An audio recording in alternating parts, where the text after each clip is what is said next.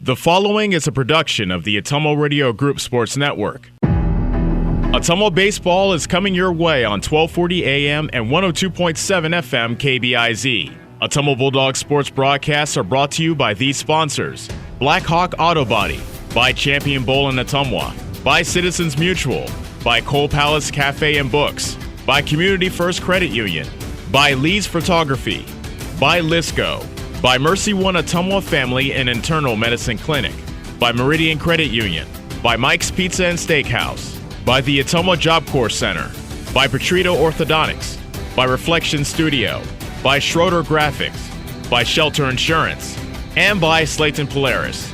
Now, let's get you to the field with the voice of your Ottumwa Bulldogs, Jason Van Arkel.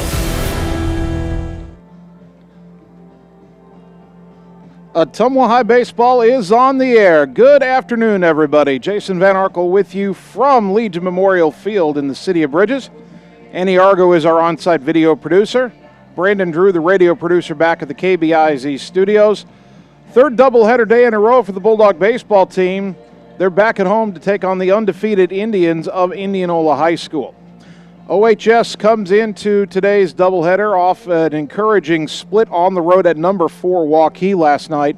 The Bulldogs dropped game 1 3-1 after having a lead going into the 5th inning, and then won the nightcap 9-6, putting together a 3-run first inning and a 5-run third inning against a team that prior to that game had only given up 7 runs all season. So the Bulldogs with a win over a top 5 team, and now they're going to face a team in Indianola that's not ranked but probably should be. The Indians off to an 8-0 start, and they have been bludgeoning people. Last night they picked up a pair of wins over Pella Christian in conference play, scoring 18 runs in one game, 16 runs in the other. And Indianola early on flashing a lot of power in the batter's box in the Little Hawkeye Conference. Ottumwa, of course, used to be in the same conference with Indianola. The Indians were in the Metro Conference before they left the CIML.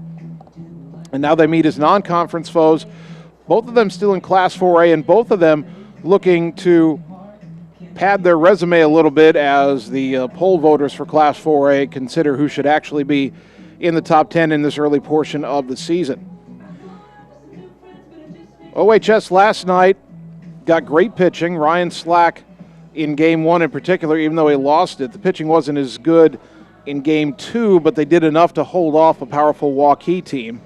And Mitch Wood locking down the save in the second game. Mitch will not pitch today. He's gone 2 days in a row now.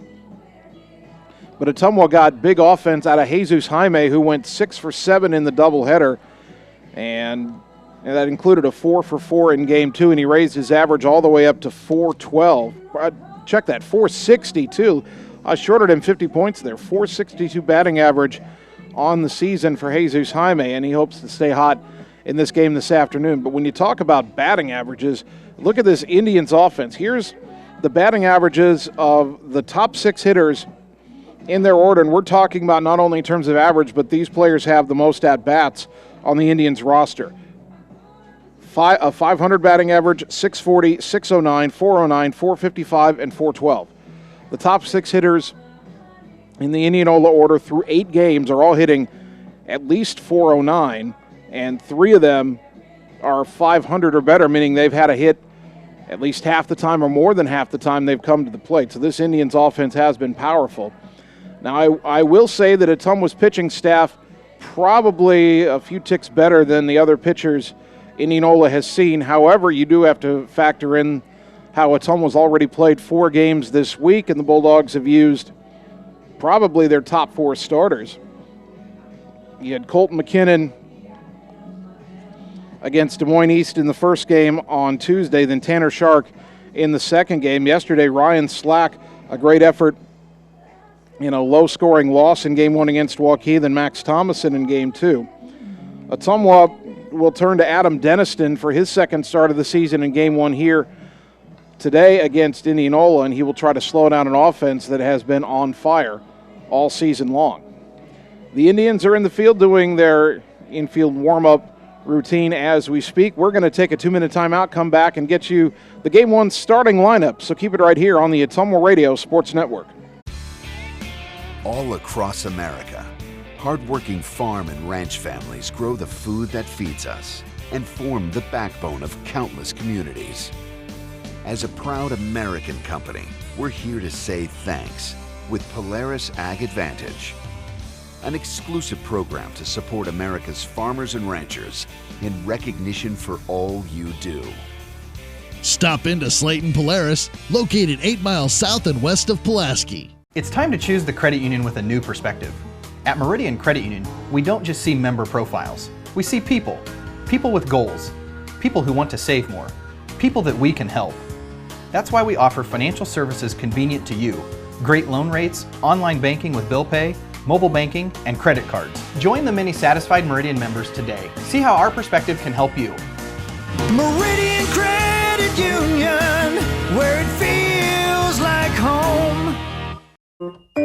Hi, I'm Dr. Dwayne Petrito, your orthodontist in Ottumwa and Oskaloosa. Many of our patients are playing in this game, and we want you to know we are happy to see you representing your school and playing hard. If you haven't been in to see us yet, please call our office for an appointment. Your first appointment is always free. From start to finish, we are here for you every step of the way. We specialize in giving you a great smile and bite. We look forward to seeing you soon. Our team is cheering for you in today's game.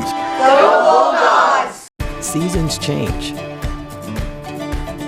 Our priorities change. Your financial needs change. But there's one thing that remains consistent: our dedication to making your financial life easier together.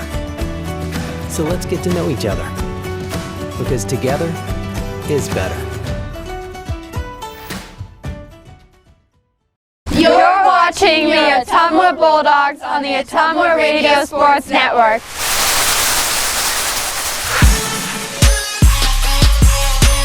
So much more. Visit leecontainer.com/careers. That's leecontainer.com/careers. Ottumwa baseball plays their third straight doubleheader tonight at home versus Indianola. I'm Dwayne Cook with your sports update. Join us for first pitch at 5 on 1240 AM and 102.7 FM with live video available too at ottumwaradio.com and on the Ottumwa Radio Group Facebook page. Davis County Baseball hosts Albia for their own twin bill this evening as well in Bloomfield. Both games may be heard beginning at 5:30. Ottumwa High Baseball on KBIZ and on the live video stream. Bulldogs getting ready to take on Indianola. The head coaches, John Fitzpatrick for the Indians, John Yeager for the Bulldogs, meeting with the umpires at home plate. And as they exchange lineup cards, let's bring you the starting lineups for Game 1. First for Indianola. Leading off and playing left field, Carter Erickson. Batting second, the center fielder, Cooper Belt. Brady Blake at second base will bat third, and Cale Kolarik, the shortstop, will hit cleanup. Connor Howard at first base batting fifth. Noah Johnston, the catcher, hits sixth. Lane Mcgraw, the designated hitter, batting seventh.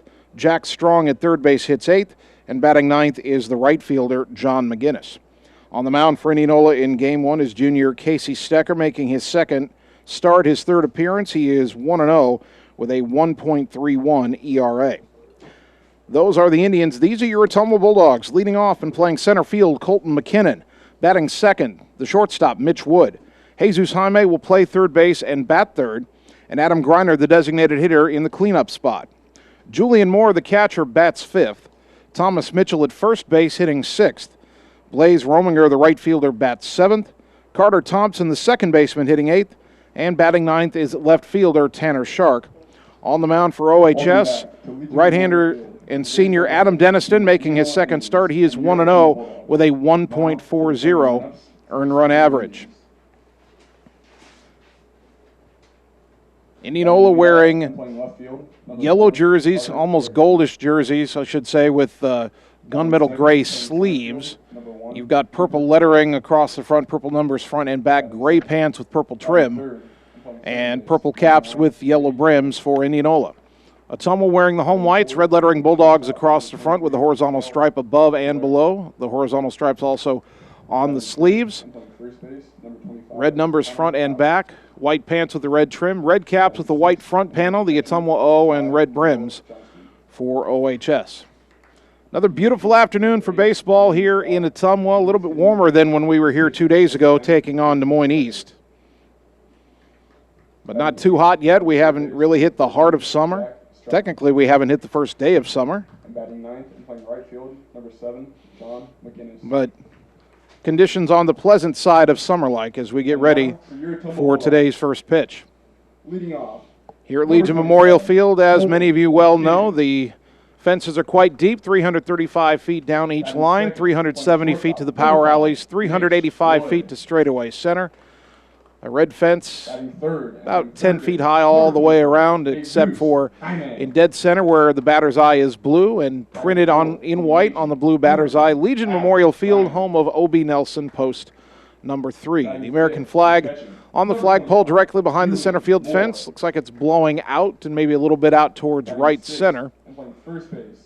So if the wind has any effect on a ball in flight in tonight's doubleheader, that's the way it will go. Bright sunshine on the field, fans still arriving. Always feels like an early start. We get these doubleheaders going at 5 o'clock on a weekday, so the crowd will grow as the first game goes along. And by the time we get to the end of the first game, I should have a fair number of people down in the bleachers right below me as we sit here in the press box. Time now for the national anthem. We'll take 2 minutes, come back, and have the opening pitch on the Ottumwa Radio Sports Network.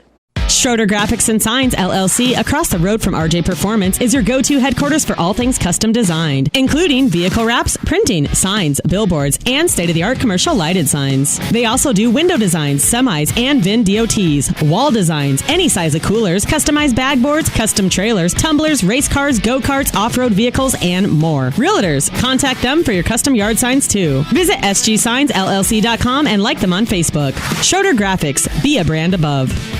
Hi everyone, this is Karina Drummond with Reflection Studio in Ottumwa. We are a full-service salon offering hair, nail, brow, lash, facial, and waxing services. We also handle weddings, proms, and other large events with multiple person makeover sessions, so contact us early to get booked for your next event. We thank all of our loyal customers for your patronage and invite all newcomers to join our salon family. And remember, looking good doesn't happen by chance, it happens by appointment with Reflection Studio in Ottumwa. Like Reflection Studio on Facebook and visit reflectionstudio.com. That's Reflections with a Z.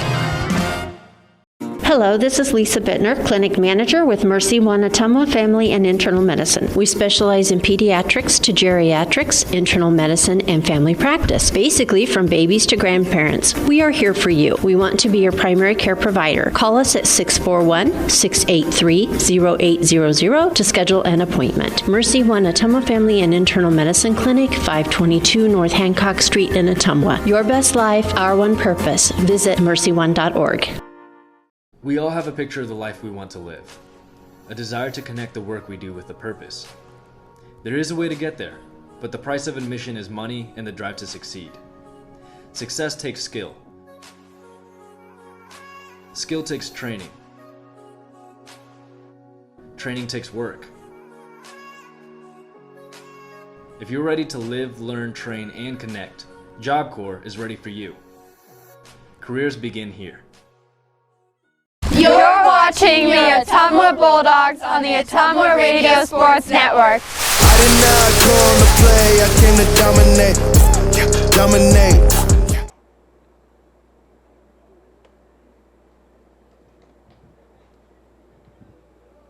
Ottumwa High Baseball on KBIZ and on the live video stream. Good afternoon once again, everybody. Jason Van Arkel with you from Legion Memorial Field. Annie Argo, the on-site video producer. Brandon Drew, the radio producer, back at the KBIZ studios. Adam Denniston on the mound for Ottumwa as they get ready to take on Indianola in Game 1. The defense behind him, Tanner Shark in left, Colton McKinnon in center, Blaze Rominger in right, Jesus Jaime at third, Mitch Wood at short, Carter Thompson at second, Thomas Mitchell at first, and Julian Moore behind the plate. Leading off, number 4, Carter. Leadoff hitter, Carter Erickson, the left fielder for Indianola, stands in. Tall, lanky, left-handed batter. Denniston gets the sign from Moore, and the first pitch of the ball game is over but low, ball one. First pitch at 4:59 this afternoon. We'll get you game time conditions here in a moment. The 1-0 to Erickson. On the outside corner for a called strike. Erickson batting an even .500, 14 for 28, 4 doubles, a triple, 7 runs batted in. He's scored 15 runs already in 8 games. Now the 1-1. Bunted back towards the mound. Up with it is Denniston. The throw to first is in time for out number 1. So one away, and that brings up center fielder Cooper Belt. Belt, just a sophomore, hitting .412 with a double and 4 runs batted in. Another left-handed hitter.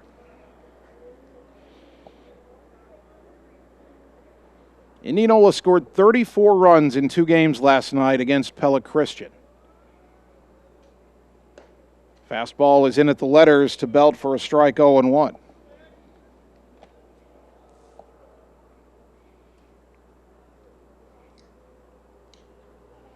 Adam working quickly.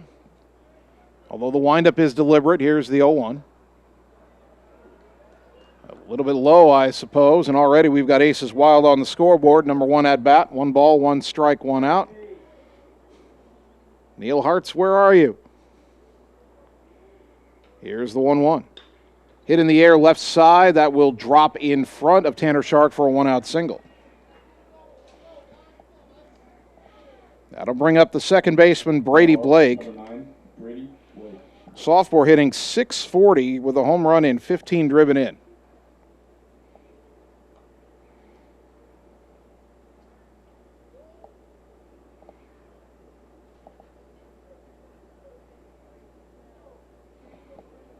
One on, 1 out. And the pitch on the inside corner with a breaking ball, strike 1.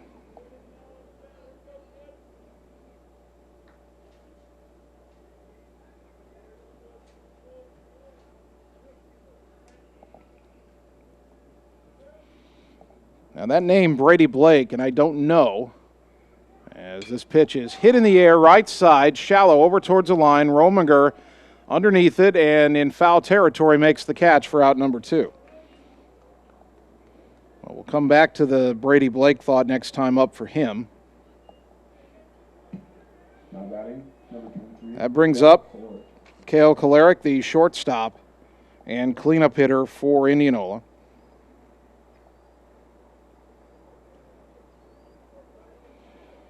Junior hitting .609, 4 doubles, 11 runs batted in. 2 out, a man on first. Belt, the center fielder over there, you know he's got some speed. He's going, pitches inside. Morris throw down to second to catch the tag, and safe underneath the tag is Cooper Belt, his 5th steal in as many tries. Moore had a little bit of trouble getting that ball from the glove to the hand and rifled down to second. A moment earlier, they might have had him. Pitch was a ball to Kolarek, so the count's 1-0.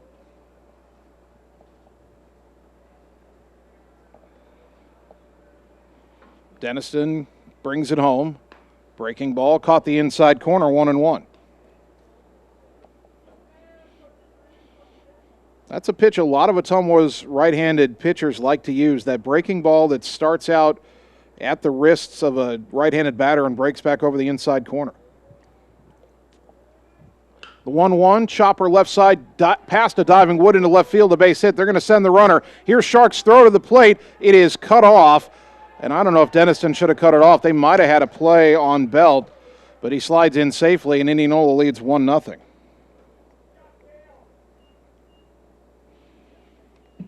Now up, number 25, Connor. For Kolarek, that's RBI number 12 on the season. That brings up first baseman Connor Howard, batting .455, 3 doubles, 13 runs batted in. Big, powerful left-handed hitter. Kolarek down at first, leads Indianola in steals. He's 10 for 10. I would be very surprised if he didn't run at some point. Throw to first will chase him back, with Mitchell holding him on.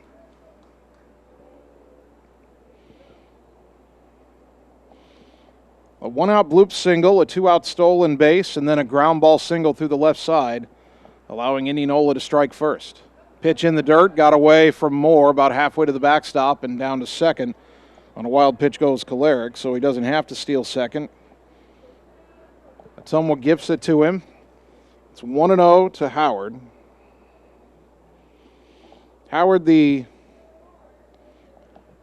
5th man in the batting order. Slightly open stance in that left-handed box. Here's the 1-0. In there for a strike at the knees, 1-1.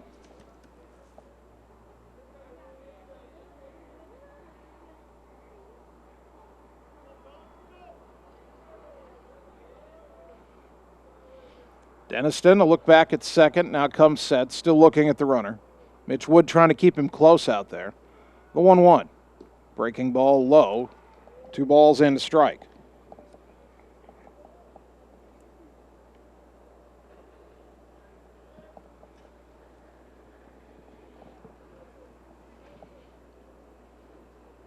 Indianola with an early run. Not that big a deal, but you don't want to let them put a crooked number up, as that pitch is a fastball on the outside corner, strike 2. 2-2 to Connor Howard.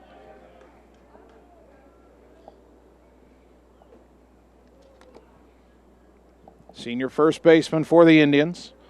Purple batting helmet on his head, white batting gloves on his hands. Waves that gray bat over his head. Here's the 2-2 pitch. Runner goes. Ground ball to the right side. 3 hops right to Carter Thompson. Throw to first, and the inning is over. Indianola gets a run on 2 hits. They leave 1. We go to the bottom of the first. The Indians won, but the Bulldogs are coming up on the Ottumwa Radio Sports Network. It's time to choose the credit union with a new perspective. At Meridian Credit Union, we don't just see member profiles. We see people. People with goals. People who want to save more. People that we can help.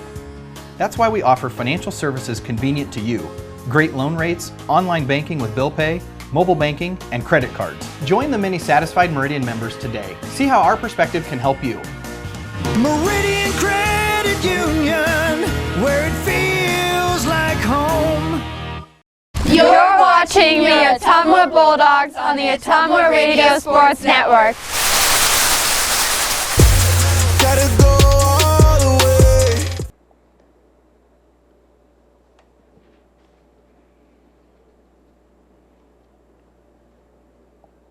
Bottom of the first inning. Indianola 1, Ottumwa 0. Bulldog baseball on KBIZ. OHS will get its first look at right-handed junior Casey Stecker. The defense behind him for the Indians has Carter Erickson in left, Cooper Belt in center, John McGinnis in right, Jack Strong at third, Cale Kolaric at short, Brady Blake at second, Connor Howard at first, and the catcher Noah Johnston. 85 degrees our game time temperature, mostly sunny skies, some high wispy clouds. We can see kind of looking beyond the center field fence. Southwest wind at 9 miles an hour. That is blowing out here at Legion Memorial Field. Leading off for Ottumwa, number 27, Colton McKinnon. Colton McKinnon will get things started for Ottumwa once again. The senior hitting .240. 3 runs batted in. A couple of walks on the season as well. First pitch on the way from Stecker is up and in, ball 1. Stecker 1-0 with a 1.31 ERA. He's made 1 start and 1 relief appearance. That pitch, wow, that's called a strike. The catcher, Johnston, had to reach across his body into the other batter's box to catch that pitch. If that's a strike, Ottumwa's not going to get a hit all day. That ball is right down Broadway, but it's an off-speed pitch, and McKinnon took it for strike 2. 1-2 to the Bulldog leadoff hitter. The wind and the pitch. Little pop off the fists right back to the mound, caught by Stecker for out number 1. That brings up Mitch Wood. The shortstop, number 5, Mitch Wood. Mitch hitting .429 with a double and an RBI. And already 5 walks on the season. Future Iowa Hawkeye had a kind of a quiet night at the plate last night at Waukee. Did make an outstanding defensive play, a diving catch of a line drive. That pitch off the plate outside, 1-0, and that time the pitch that was called a strike to McKinnon was called a ball to Wood.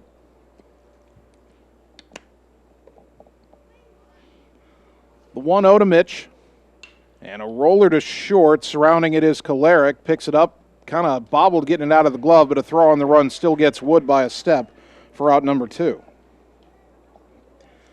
That brings up red-hot Jesus Jaime. Number 24, Jesus Jaime. Jaime batting .462. He's driven in 3 runs. He's had a hit in each of his last 6 at-bats. Went 6 for 7 in the doubleheader last night. Struck out his first at-bat. Then ran off 6 hits in a row. First pitch to him here today is in the dirt, ball 1.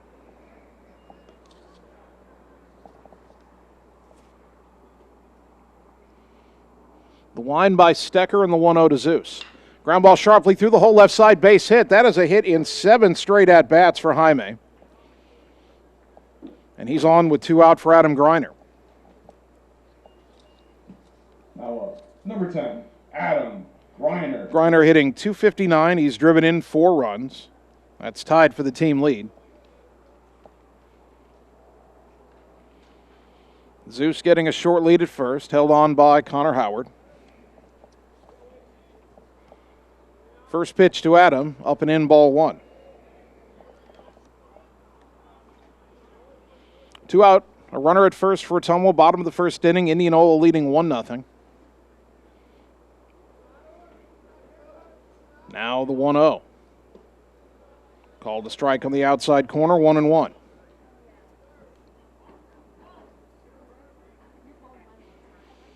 Outfield slightly playing Adam to pull. A little bit bigger gap in right center.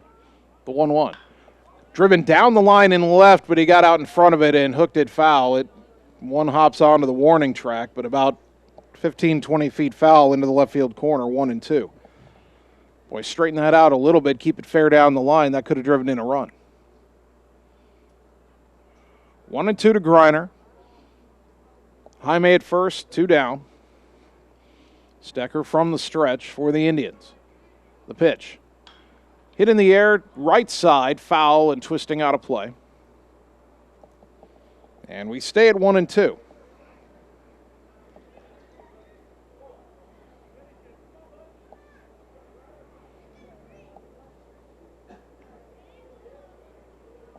Stecker once again from the stretch.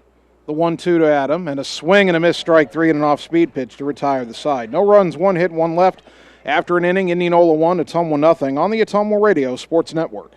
Hi, this is Vince Tyson, General Manager with Citizens Mutual in Bloomfield, the area's premier broadband provider. Wapello County, we have heard your screams of frustration. You need reliable internet, and we are proud to expand high-speed fiber internet into Wapello County. Express your interest today by going to findmyfiber.mycmtech.com. Again, that's findmyfiber.mycmtech.com. We look forward to hearing from you and bringing you the very best internet service at Citizens Mutual, coming soon to Wapello County. You're watching the Ottumwa Bulldogs on the Ottumwa Radio Sports Network. You be scared of John, watch me leap though.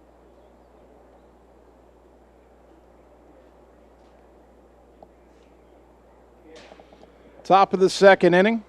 Adam Deniston warming up for his second inning of work. He allowed 1 run in that first inning. Didn't give up anything really hard hit. A bloop single to left and a ground ball single to left after the initial hitter had stolen second.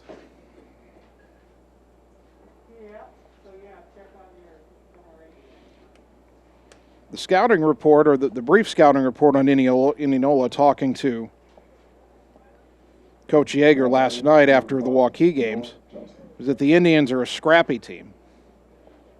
And the numbers, the way they hit, that seems a little more than scrappy. First pitch of the inning is inside to the left-handed hitting catcher Noah Johnston, 1-0.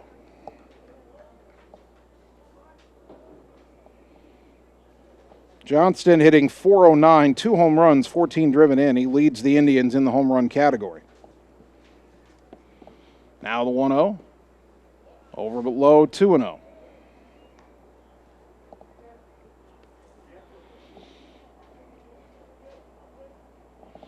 Indians got their run on a 1-out single, then a 2-out stolen base, and an RBI single by Cale Kolarek. Here's a fly ball to right center, not very deep.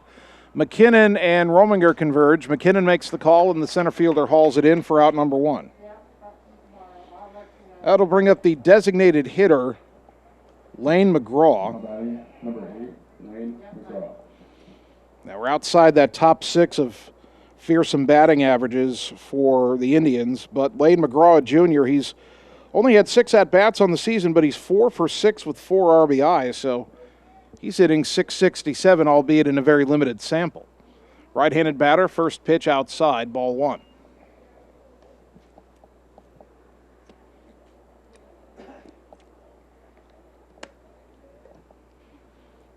Deniston winds and brings it home again, and that's inside, 2-0. Well, Adam fell behind Johnston 2-0, but got him to fly out. He's behind Mcgraw here 2-0. Jack Strong on deck. And that pitch grounded to the right side. 2 hops off the glove of Mitchell. It goes to Thompson. He'll throw back to first. Denniston covering, and they got him for the second out. A fortunate deflection as that ball took a weird hop on Mitchell. It hit off his glove, but it went to Thompson, who was coming over to help out. He picks up the deflection, and then Denniston covering first is there in time. So score that 3-4-1 if you're scoring at home, and if you are scoring at home, good for you. 2 out, nobody on, and the batter is third baseman Jack Strong. Strong just a freshman. 3 for 6 on the young season. First pitch. Pop foul back into the right out of play, 0-1.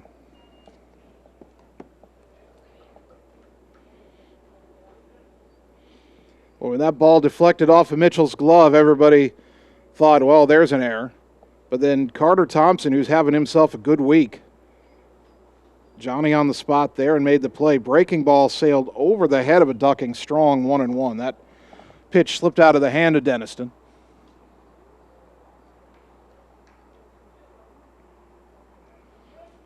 One ball, one strike to the Indians' third baseman. Open stance in that right-handed box. The pitch. Swing and a foul back. 1-2.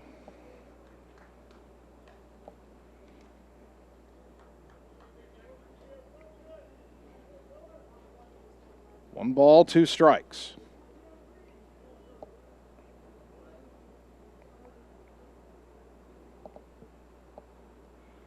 Adam winds and delivers. Breaking ball. And it caught the inside corner, called strike 3. Strong froze. He thought the ball was going to hit him, but there's that breaking ball that comes back over the inside corner. 1-2-3-0 across for Indianola. We go to the bottom of the second. Indians 1, Bulldogs 0 on the Ottumwa Radio Sports Network. Seasons change. Our priorities change. Your financial needs change. But there's one thing that remains consistent. Our dedication to making your financial life easier together. So let's get to know each other, because together is better. You're watching the Ottumwa Bulldogs on the Ottumwa Radio Sports Network. I ain't choose the gang chose me. Bottom of the second inning. Indianola 1, Ottumwa 0. Game 1 of our baseball doubleheader here on KBIZ. It's been all baseball so far this week, but we have not forgotten Ottumwa softball. And we'll pick up with them for the weekend. Tomorrow, the Bulldogs will host Dowling in a doubleheader at Houston Field. We'll have all the action here on KBIZ and on the live video stream starting at 5. Then on Saturday, the Bulldogs play in the tournament in Oskaloosa at the Lacey Sports Complex. OHS will face Albia at 12:45, and then Oski at 2:30. That 12:45 game will be on radio and on video. The Oski game at 2:30, radio only on Saturday. Julian Moore takes a called strike from Casey Stecker, 0-1. Moore is 2 for 9 on the season, but he's drawn 4 walks and has been hit by a pitch. His on-base percentage is an even .500. And my gosh, there's that foot off the corner strike called again by this umpire, 0-2. Now the 0-2. He goes out there again and this time doesn't get the call, 1-2. I was actually having a conversation last night between innings with the PA announcer in Waukee about this issue as that pitch swung on and missed strike 3, out number 1. And he said to me something baseball fans say a lot over the years, well, I don't care what the umpire calls a strike or doesn't call a strike as long as it's consistent. I have a problem with that. We'll get into that in a minute here. Here's Thomas Mitchell. He's 1 for 16, does have an RBI. 1 out, nobody on, and the pitch. On the outside corner, that's legit, strike 1. Mitchell, by the way, playing in place of the injured Trey Swartz, but a good sign today. Trey Swartz took part in infield warm-ups at first base. There's a sharp ground ball left side, backhanded in the hole by Kolarek. Long throw across is on the money for out number 2. So if Swartz is able to take infield, then hopefully he's not too far away from returning. Remember, he dislocated his finger diving back into the bag against Des Moines East on Monday. Blaze Rominger, the batter. Didn't play yesterday in Waukee. He is 1 for 12 with a double. on the season, and that pitch low and away, ball one. Getting back to, it's okay to call a pitch a strike even if it's off the plate if you do it consistently. The 1-0 is on the inside corner, strike one. My problem with that is, one, the rule book says a strike is over the plate, not over 6 inches off the plate. As the 1-1 pitch is lined into right field, that's a base hit, and that's going to roll towards the corner. Blaze around first, on his way to second. They'll get it back in quickly as the grass slowed it down enough for McGinnis to get to it before it got all the way to the wall. But Rominger has himself a 2-out double. And the tying run in scoring position for Carter Thompson, who had 3 RBI in the Game 2 win over Waukee last night. Carter Thompson. Thompson's average up to 250 with those 3 runs batted in. But to finish the thought, besides the fact that a ball 6 inches off the plate is not a strike in the rule book, I know umpires are told to be a striker. It's right there in the description of their job at the high school level. It's Thompson, it's a chopper to short. I'm not going to get this description in, am I? Throw to first is in time. The inning is over. Ottumwa gets a 2-out double, but they cannot tie the game. They leave a man in scoring position. After 2, they're down 1-0 on the Ottumwa Radio Sports Network.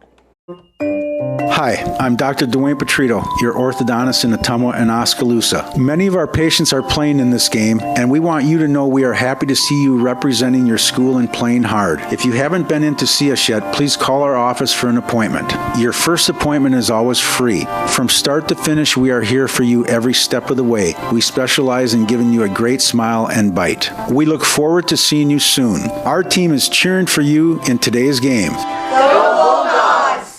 You're watching the Ottumwa Bulldogs on the Ottumwa Radio Sports Network.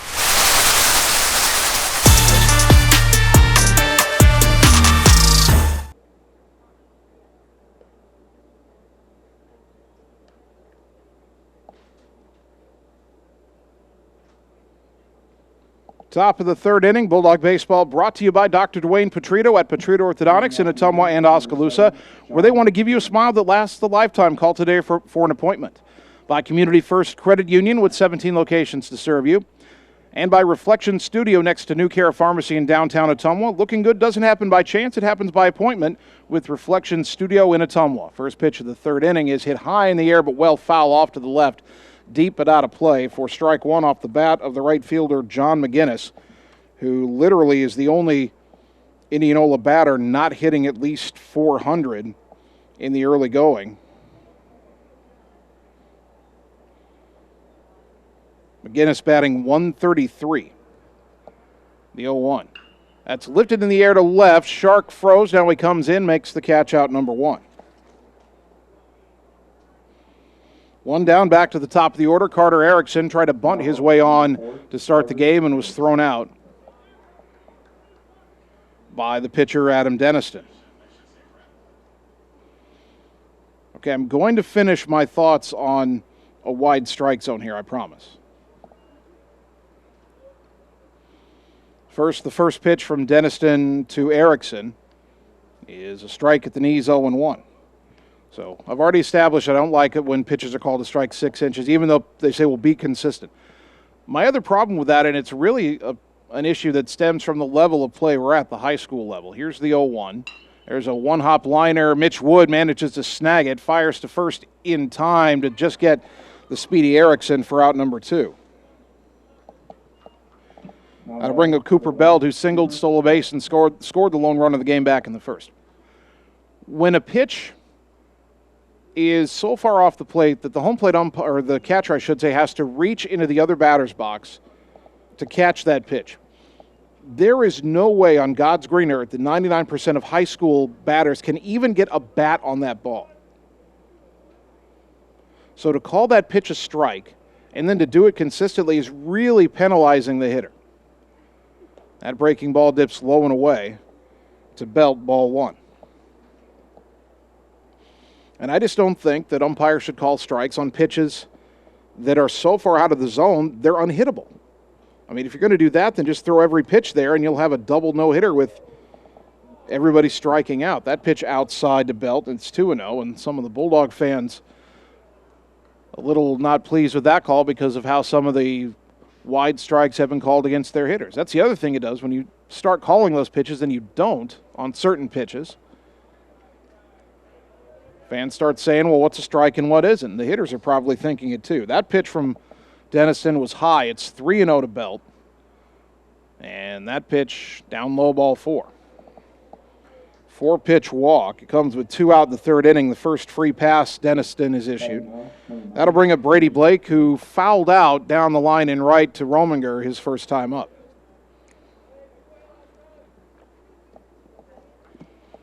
Each team with 2 hits, but Indianola has the only run. And again, you got to watch Belt over at first. He stole a base in the first inning. He's 5 for 5 on the season. Not running here, and the pitch is on the inside corner for a called strike.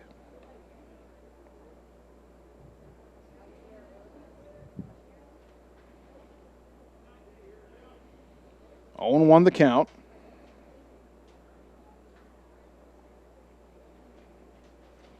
The kick and the pitch. High fly ball to right center. McKinnon going back towards the alley, still on the run. It's over his head and all the way to the fence. Belt around third on his way home. Blake will put on the brakes, fall down and stumble back to second, but it is an RBI double for Brady Blake. And the Indians lead 2-0.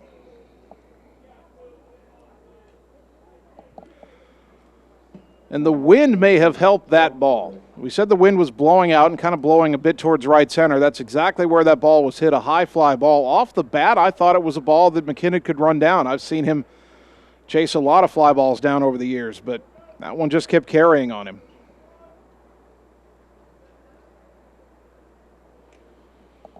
So here is Cale Kolarek,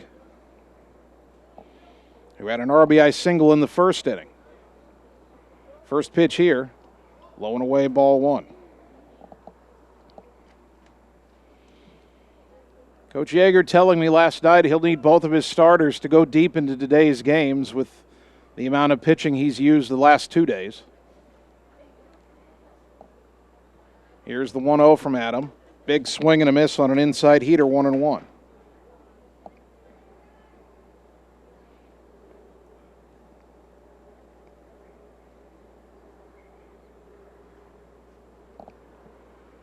One ball, one strike. The next offering, breaking ball fouled back, 1-2.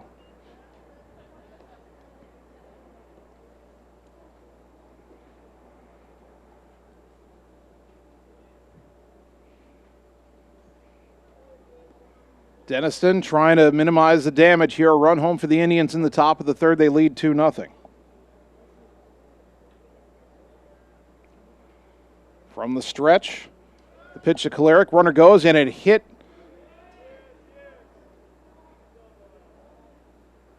Or wait a minute, it ricocheted off of. Did they say that was a foul ball? Or did they say he put himself in the way? So that's going to be a ball. They're going to say he didn't make any effort to get out of the way, so it's not a hit batter, it's ball 2. Blake was running, but he has to go back to second. 2-2.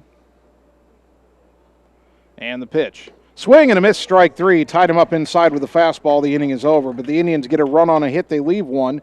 Go to the bottom of the third. Indianola 2, Ottumwa nothing on the Ottumwa Radio Sports Network. Wondering what to have for lunch or supper? Stop in and see Mike and his team at Mike's Pizza and Steakhouse. Whether you want amazing Greek food, pasta, salads, sandwiches, fish, chicken, steak, or the best pizza in town, they have what you want. They are always open for carryout, and their full menu is available at mikespizzasteakhouse.com. Thank you, Southern Iowa, for making Mike's Pizza and Steakhouse your favorite restaurant and your favorite pizza place. Proud to support the Ottumwa Bulldogs. You're watching the Ottumwa Bulldogs on the Ottumwa Radio Sports Network.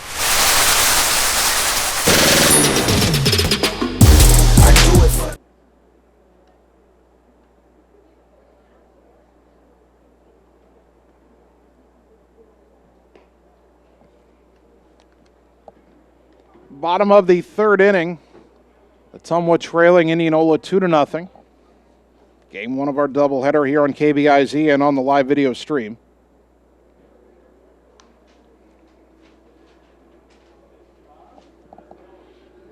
Ottumwa Athletic Director Scott Moss making an appearance in the press box today. Tanner Shark. 9-1-2 due up here for Ottumwa. Tanner Shark, Colton McKinnon, and Mitch Wood. First pitch from Casey Stecker, a ground ball up the first base line. That's a fair ball rolling down into foul territory as Shark rounds first, heads for second, and he has himself a leadoff double. Third hit of the game, second double of the game for Ottumwa. And for Shark, that's his first hit of the year. He had been 0 for 18, but now he's on the board in the hit column. And the batter, Colton McKinnon.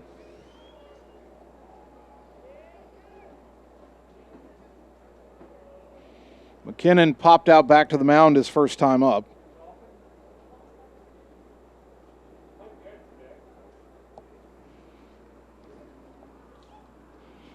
Boy, that grounder by Shark, he pulled it right down the first base line and hugged the line, kind of hopped over the bag.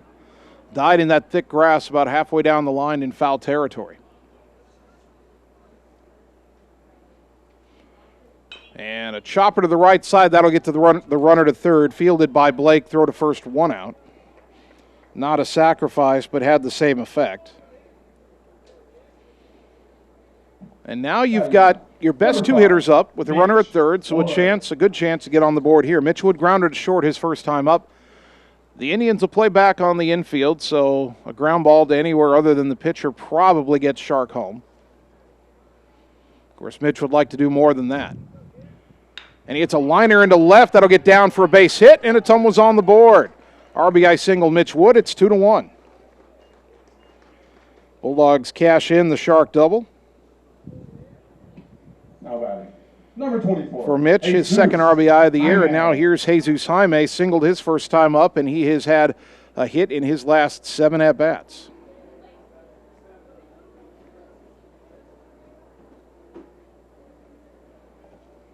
First pitch, way outside, ball 1.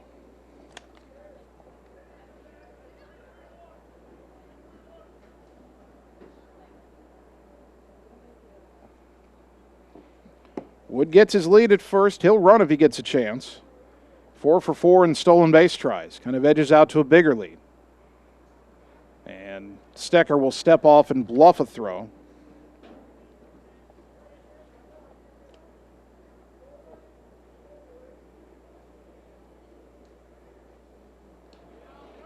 That pitch outside, snap throw down to first, not in time.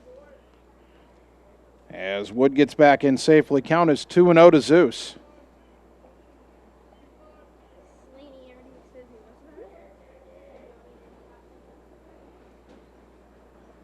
Mitch gets out to a bit bigger lead here. 2 balls, no strikes. The pitch. In the dirt, 3-0.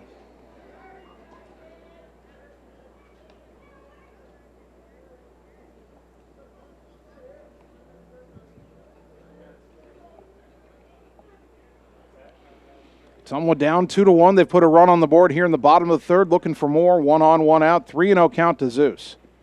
The pitch. Chopped foul at the plate, 3-1.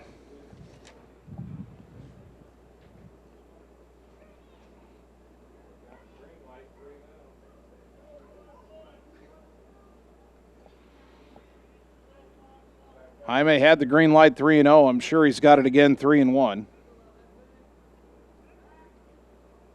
And another bluff by Stecker will chase Wood back. Runner goes, pitch is in the dirt, ball 4.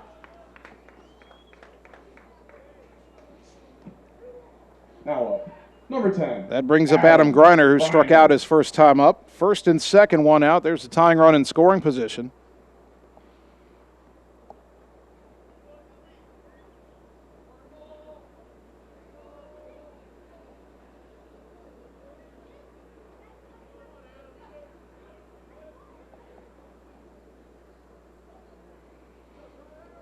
Greiner, tall right-handed hitter. Stecker's pitch in the dirt, low and away, ball 1. Good stop by the catcher, Johnston. Mitch Wood thought about taking off for third, but thought better of it.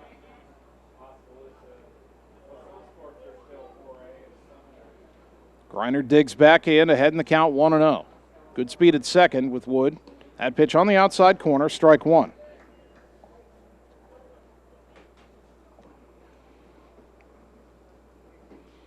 Center fielder Belt plays kind of shallow, a line drive in the gap in left center, and you could run all day. There's that pitch that's off the corner outside and a little bit high, but called a strike 1-2.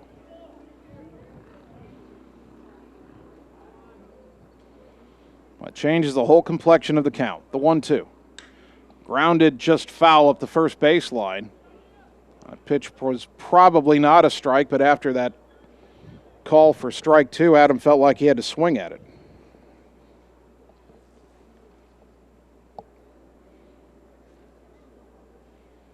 One and two to Griner. The pitch. Swing and a miss. Got him on another changeup just like the first time around, 2 down. That's kind of Adam's weakness right now at the plate, those off-speed pitches. Moore. Here's Julian Moore. He struck out his first time up.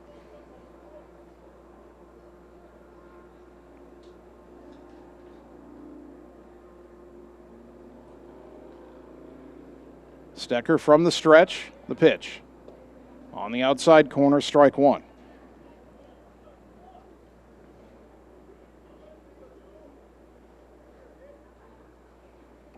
Now the 0-1. Swing and a miss, 0-2.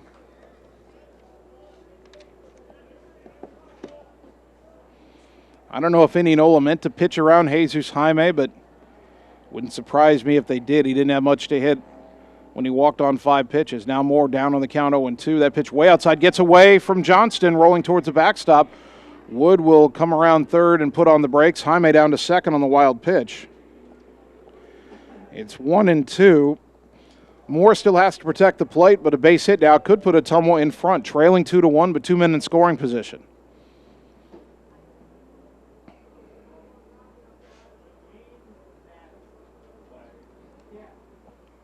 One ball, 2 strikes. The pitch, up and in, and it hit him on the arm. And that'll load the bases for Thomas Mitchell. Now up, number 18, Thomas Mitchell. Max Thomason will be the courtesy runner for Moore at first. Mitchell grounded to short his first time up, and before he bats, Stecker will get a visit from the coach on the mound. Ottumwa High Baseball brought to you by Andrew Schroeder with Schroeder Graphics and Sign LLC. Visit sgsignllc.com and like Schroeder Graphics and Sign LLC on Facebook. Schroeder Graphics, be a brand above. And by Josh Brenda and the team at Meridian Credit Union, where it feels like home. Bulldog Baseball also brought to you by Mike and the team at Mike's Pizza, Ottumwa's favorite place to eat. Bases loaded, 2 down, Mitchell at the plate. He's only had 1 hit all season, but remember this inning started with Tanner Shark hitting a double. Shark had not had a hit all season until that point. Mitchell can get his second hit. The Bulldogs will be in business. First pitch. Lifted in the air, foul off to the right, twisting out of play, strike one. Ottumwa out hitting Indianola 4-3. But trailing in the run column 2-1. That pitch missed, and the count evens at a ball and a strike.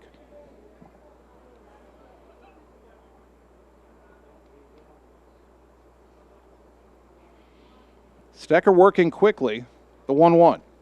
Ground ball, right side, that's through for a base hit. Thomason had to dodge it. 1 run is in. Jaime's headed for the plate. Here's a throw to the plate. It is not in time. 2-run single, Thomas Mitchell, and the Bulldogs lead 3-2.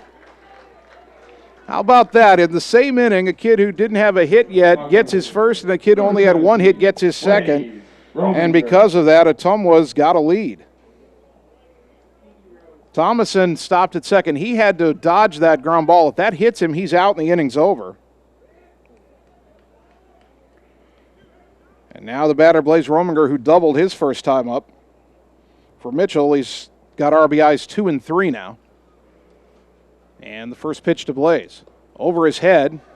Popped out of the glove. The catcher picks it up. The throw down to third. They're going to get Thomason at third to retire the side. That's kind of a tough break. Score at 2-5, inning over. But Ottumwa gets 3 runs On 3 hits, they leave 1, and after 3, the Bulldogs lead 3-2 on the Ottumwa Radio Sports Network. We know now more than ever how important high-speed fiber internet is to our customers, ranging from at-home work, at-home schooling, and all of your online gaming and streaming requests. We have you covered, but don't wait. Our springtime queue is filling up fast, and I want to help you get your name on that list. Call me, Samantha, your local Lisco sales rep at 641-209-5400. That's 209-5400, or visit our website at www.lisco.com. You're watching the Ottumwa Bulldogs on the Ottumwa Radio Sports Network. I did not come to play, I came to dominate.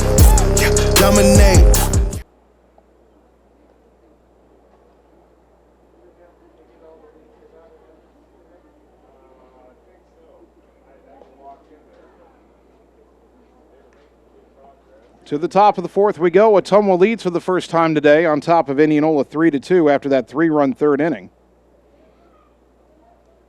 Now batting, number 25, Connor Howard. The Indians will try to counter with Connor Howard, Noah Johnston, and Lane Mcgraw.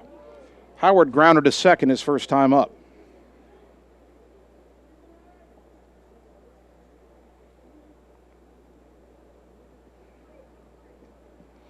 Adam Deniston pitching with the lead for the first time today. First pitch on the way, and a swing and a foul back, 0-1.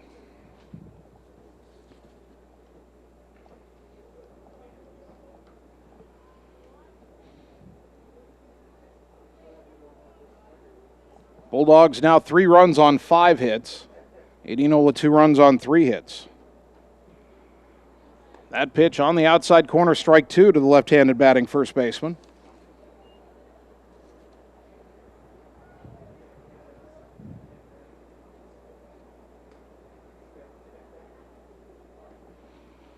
Deniston winds in the 0-2 pitch. Up and away, 1-2.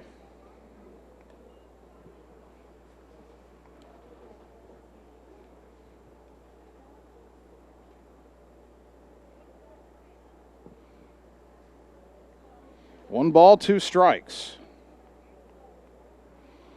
And now time called as Deniston and Moore had a little trouble getting on the same page there.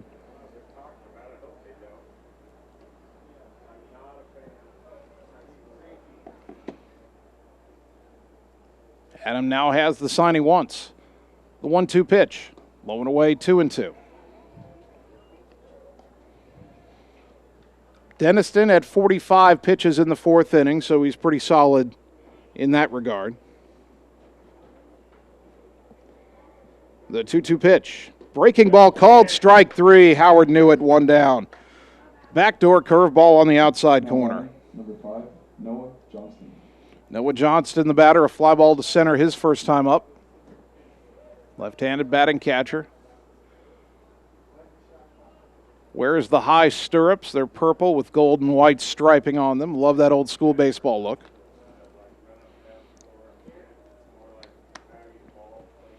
Righty to lefty first pitch. And a big swing and a miss. Strike 1.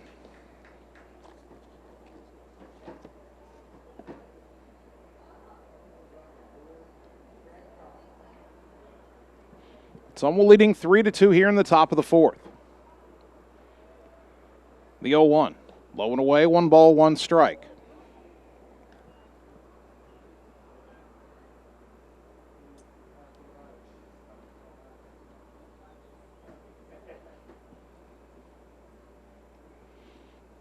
Deniston working deliberately. Here's the 1-1. Swing and a miss got him to chase a breaking ball in the dirt, 1-2.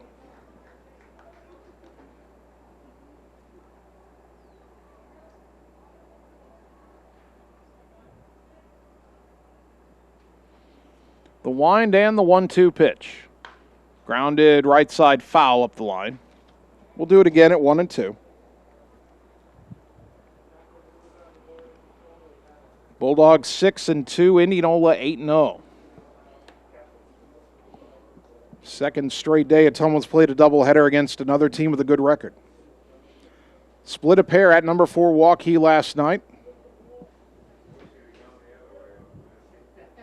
And now trying to get the first one against the Indians this afternoon back home. The 1-2. Ground ball to the right side, backhanded by Mitchell, covering the back. Dennison with a throw behind him. Ottumwa catches a break as that throw actually hit Johnston going down the line and ricocheted back into fair territory. Otherwise, I would have gone into foul territory, and Johnston might have been able to take second. That'll be an error on Thomas Mitchell.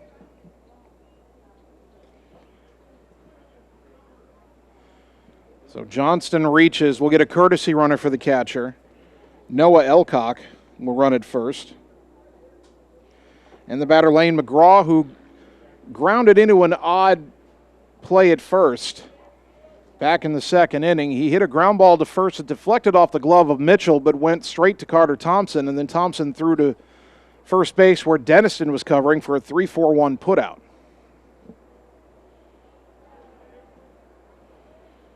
Right-hander to right-hander, first pitch here, low and away, ball 1.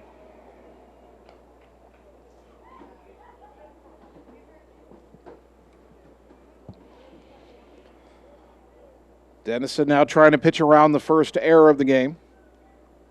Jaime in on the edge of the grass at third. The 1-0. On the inside corner, called strike. Mcgraw was bailing out of the way on that one, but it found the corner.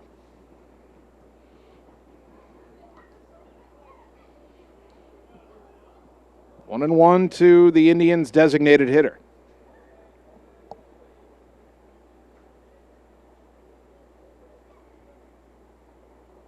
The kick and the pitch. Ground ball left side, fielded in the hole by Wood. Goes to second for one. Relay to first. Not in time. Close play. Good stretch by Mitchell, but Mcgraw just beat the wrap. Hit too slowly to turn a double play there, but they get the lead runner 6-4 at second base. Mcgraw now at first on the fielder's choice, and here is Jack Strong, who was called out on strikes his first time up.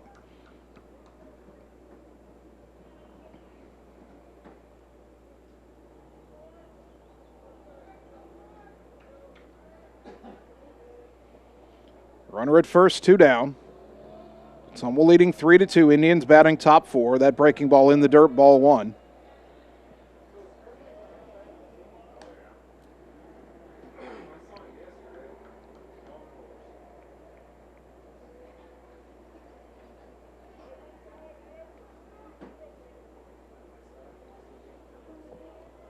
Strong stands back in. The 1-0. Ground ball sharply, but right at Thompson at second. He'll underhand to Wood on the bag for the force, and the side is retired. No runs, no hits, 1 error, 1 left. To the bottom of the 4th we go. Bulldogs 3, Indians 2 on the Ottumwa Radio Sports Network. Seasons change. Our priorities change.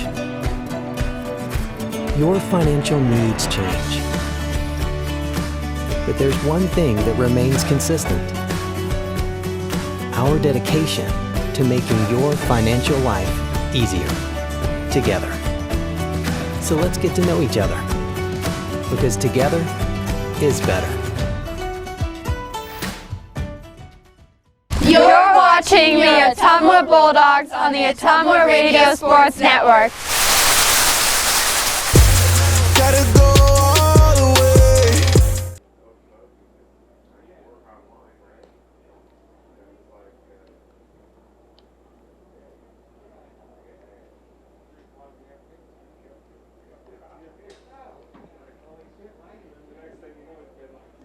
Bottom of the 4th inning, Ottumwa 3, Indianola 2.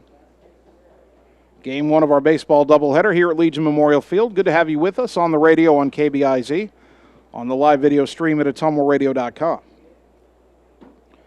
7, 8, and 9 due up for the Dogs, Rominger, Thompson, and Shark. Indianola run in the first, a run in the top of the 3rd, and then Ottumwa got 3 in the bottom of the 3rd to move in front. Blaze Rominger had a 2-out double in the 2nd inning in his first at-bat today. Now batting, number 17, Blaze Rominger. We'll see how this develops, but it's been one thing that's been a good sign here in the early going is who's getting some of these Bulldog hits. High chopper, slowly left side, charging is the third baseman, and the throw to first not in time as Strong could not get the speedy Blaze. Rominger 2 for 2, and that kind of further accentuates the point.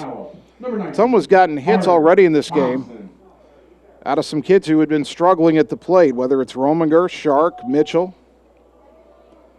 So 1 on nobody out, Carter Thompson, a ground ball to short his first time up. Good speed at first. They call him Blaze for a reason. That pitch called a strike on the inside corner, 0-1. Okay.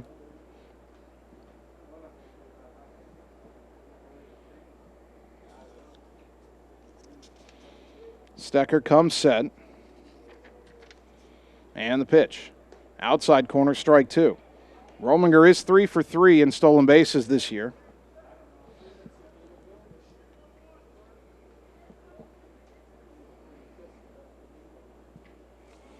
No balls, 2 strikes.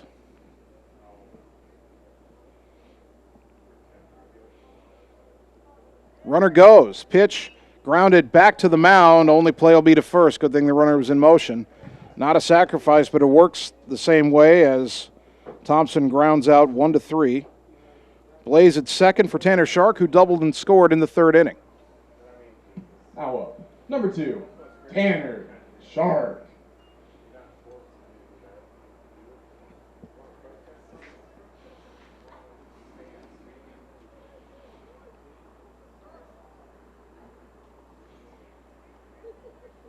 One on, one out. The pitch to Tanner. Lifted to shallow left, and ranging out is the shortstop Kolarek to make the catch for out number 2. Shark pops out, and it's up to McKinnon, who is 0 for 2 with a pop out and a ground out. Batting now, number 27, Colton McKinnon.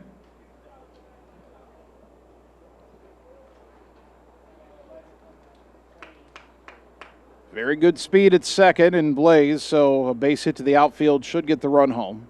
But now there are 2 down. The pitch. Low and away, ball 1.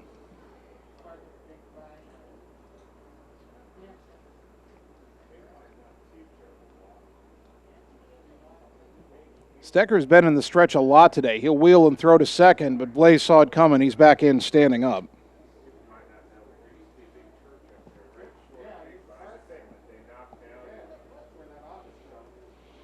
Now Stecker comes set again. The 1-0 to Colton. Low and away, 2-0. You know they don't want to walk McKinnon with Mitch Wood on deck. Colton may have the take sign here, though.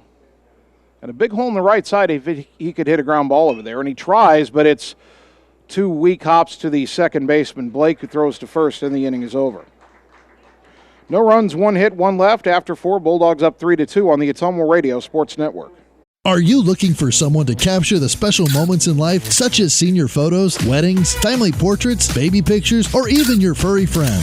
Look no further than Lee's Photography in Ottumwa to schedule your appointment. Brian, Connie, and the staff at Lee's Photography have the knowledge and experience to capture your special moments and make your vision come to life. Visit them on Facebook to see the range of their work. Lee's Photography on East 2nd Street, across from the Courier in Ottumwa, for all your all-around photography needs. You're watching the Ottumwa Bulldogs on the Ottumwa Radio Sports Network. You be scared at John, watch me leap though.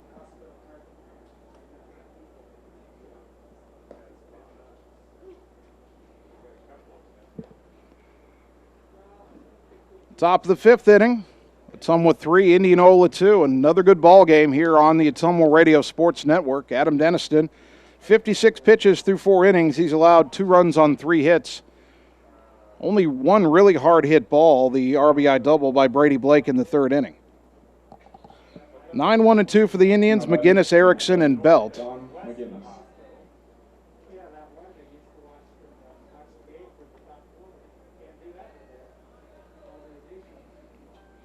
Right-handed batting right fielder digs in, and the first pitch on the outside corner for a called strike.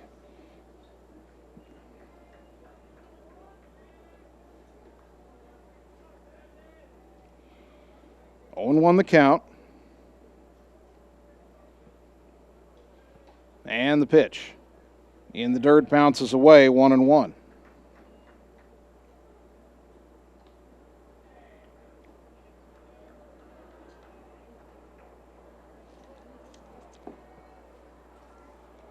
Adam Deniston from the windup. The 1-1 offering. Strike at the letters, 1 and 2.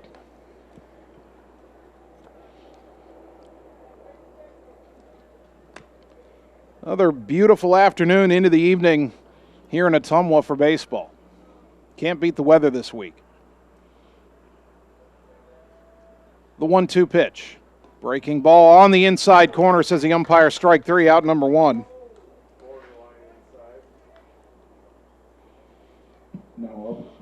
Deniston is starting to really get that call in the inside corner, and he is taking full advantage. Top of the order, Carter Erickson. He's grounded out twice. Once was on a bunt. Left-handed batting left fielder. Leadoff man for the Indians, batting here in the 5th with 1 away.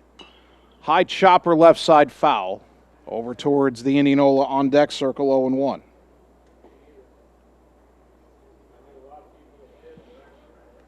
Deniston now has struck out 4. He has walked 1. And he's thrown 61 pitches.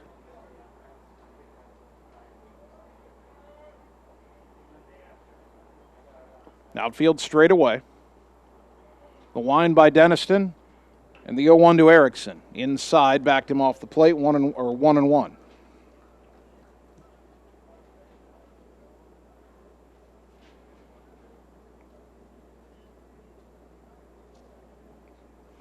The wind and the 1-1 pitch, up and away, 2-1.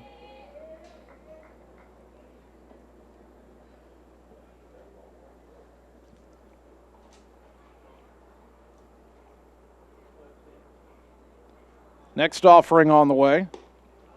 A little bit low on the inside corner, 3-1. Bulldog faithful not too happy about that call. Important pitch here for Deniston.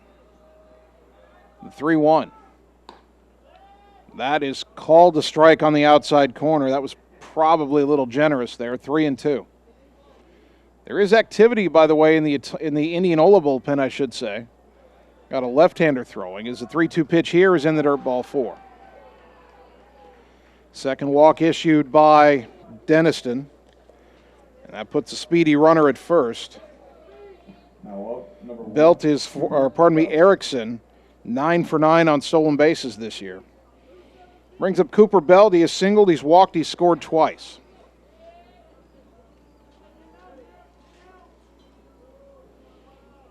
Indianola is known to be a scrappy team, and right now they look like they're going to try to scrap out a tying run. Ottumwa leading 3-2, throw to first, and Erickson back in safely.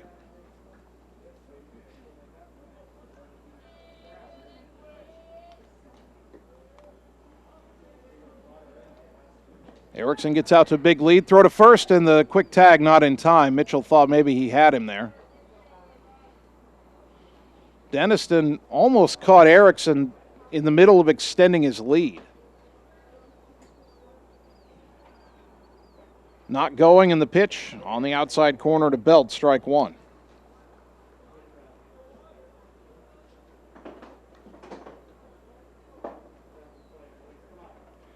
A double play would be ideal. Indianola with excellent speed at the plate and on the bases as another thrower will chase Erickson back. Double play would be difficult here. Best way to do it, best way for it to happen, probably if you had a chopper back to the mound. Because you'd have to get that process started quickly. The 0-1, fouled straight back, 0-2.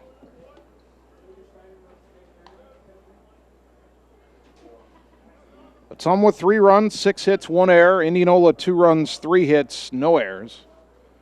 As the Indians bat in the top of the 5th with 1 on and 1 out.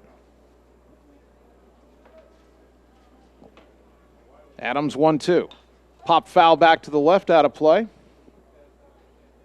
Will stay at 1 ball and 2 strikes. Pardon me, no balls and 2 strikes.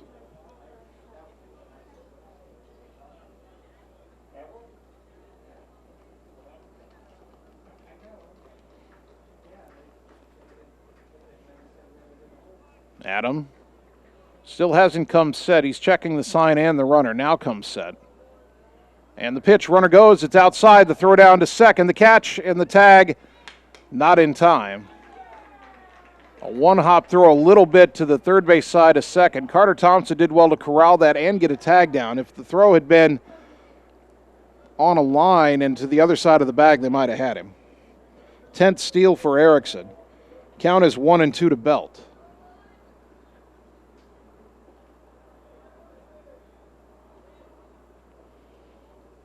From the stretch, the pitch. Breaking balls, late swing, strike three, big second out.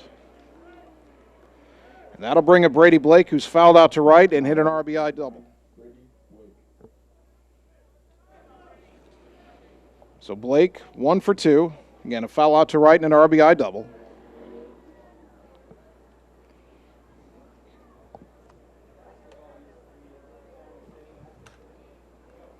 Tall right-handed batter. First pitch on the way. Pop up right side. Back is Mitchell near the line. Drifting with it, makes the catch to retire the side, and Denniston pitches around the one-out walk. No runs, no hits, 1 left. We go to the bottom of the 5th. Ottumwa 3, Indianola 2 on the Ottumwa Radio Sports Network. It's time to choose the credit union with a new perspective. At Meridian Credit Union, we don't just see member profiles. We see people. People with goals. People who want to save more. People that we can help. That's why we offer financial services convenient to you. Great loan rates, online banking with bill pay, mobile banking, and credit cards. Join the many satisfied Meridian members today. See how our perspective can help you. Meridian Credit Union, where it feels like home. You're watching the Ottumwa Bulldogs on the Ottumwa Radio Sports Network. I did not come to play, I came to dominate.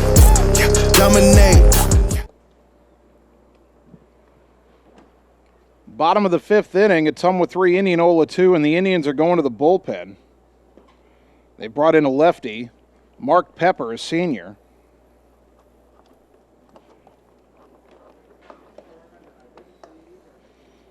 Now let's check the stats here. Pepper making his first appearance of the season. Casey Stecker went 4 innings.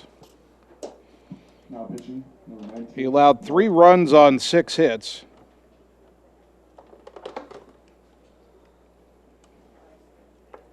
Walked 1, struck out 3. And he threw 52 pitches.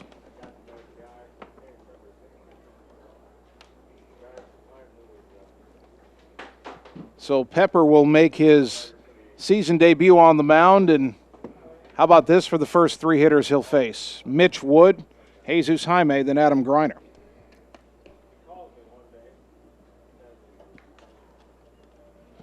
Now coming to the plate, number 5, Mitch Wood. Bottom of the 5th inning, so Ottumwa will have at least a 1-run lead going into the final 2 innings.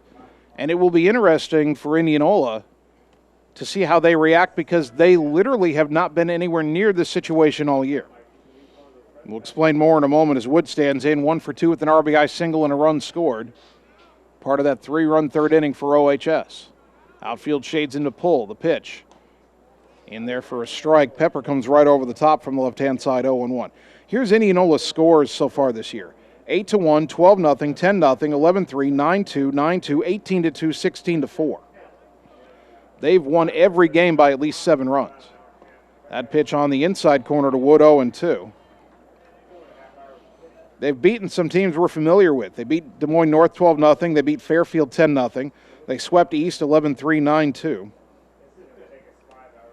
But Ottumwa's leading them 3-2 here in the 5th. The 0-2 to Wood, swing and a missed strike 3 for out number 1.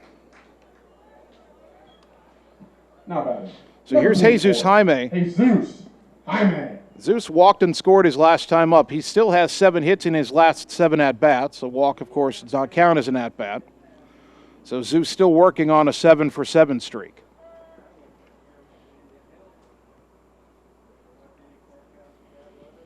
Pepper comes set, works from the stretch even with no one on base. The pitch, swing and a miss at a pitch in the dirt, 0-1. With the lefty and the different arm angle is something Ottumwa is going to have to adjust to here quickly. For those of you who are watching on the live video stream, we had a bit of a technical glitch, but we've made an equipment change and we're back on now.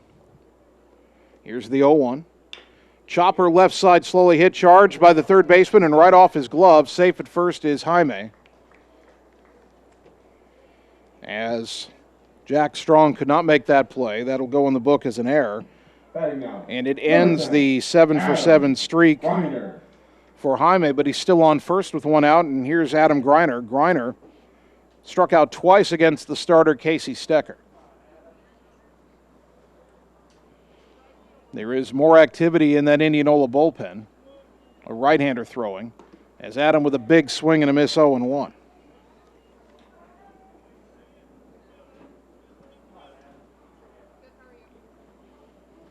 No balls and a strike. 1 on, 1 out, bottom of the 5th.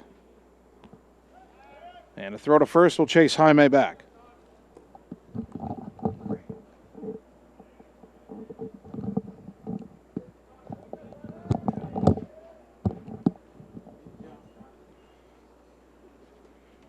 Oh, 0-1 to Greiner.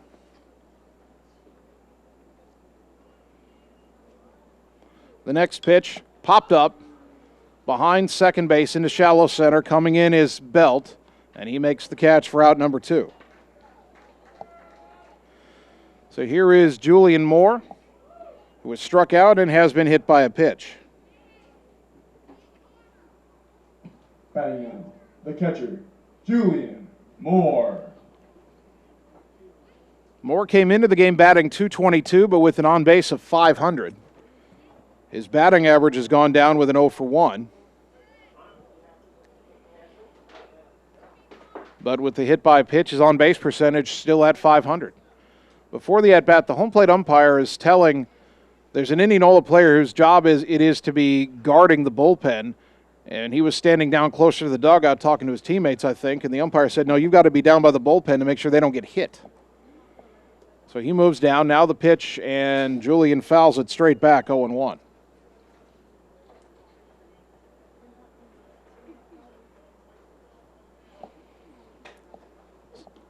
We talk about that activity in the Indianola bullpen. It's not a pitcher warming up. It's just two guys playing catch, at least for the moment, although one of them does have a catcher's mask available.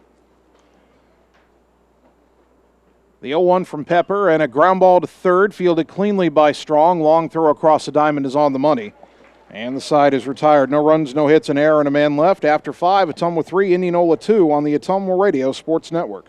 Schroeder Graphics and Signs, LLC, across the road from RJ Performance, is your go-to headquarters for all things custom designed, including vehicle wraps, printing, signs, billboards, and state-of-the-art commercial lighted signs. They also do window designs, semis, and VIN DOTs, wall designs, any size of coolers, customized bag boards, custom trailers, tumblers, race cars, go-karts, off-road vehicles, and more. Realtors, contact them for your custom yard signs, too. Visit sgsignsllc.com and like them on Facebook. Schroeder Graphics, be a brand above. You're watching the Ottumwa Bulldogs on the Ottumwa Radio Sports Network. You be scared of John, watch me lead.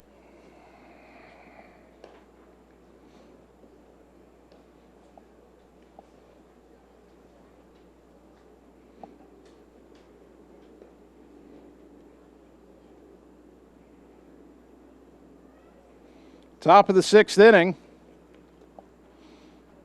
Ottumwa head coach John Yeager wanted his starters to go deep today, and Adam Denniston has complied. He's still out there with his team leading 3-2. He'll face the 4, 5, and 6 hitters in the Indians order, Kolarek, Howard, and Johnston. Adams thrown 72 pitches, so if he can stay efficient this inning, he'll have a chance to finish. Waiting on Julian Moore to get the catcher's gear back on after he grounded out to end the 5th inning.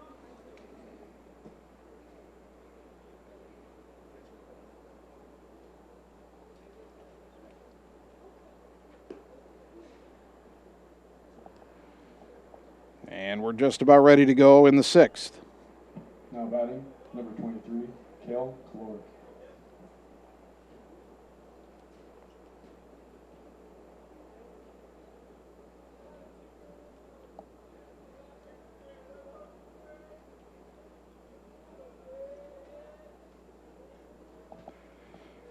Kolarek stands in 1 for 2, pitch low and away, ball 1. The shortstop for the Indians had an RBI single in the first inning. He struck out in the third.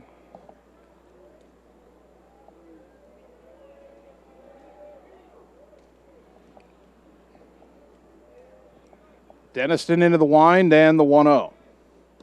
On the outside corner with a fastball, strike one.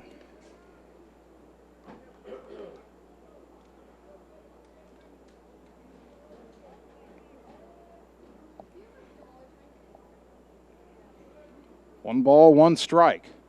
The next offering from Adam, ground ball sharply but foul. Third base side into the Indianola bullpen, which is now empty, 1-2.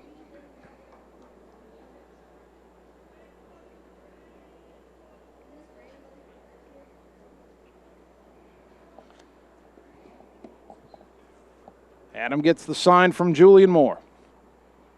Denniston into the wind. And the 1-2. Up high, 2-2.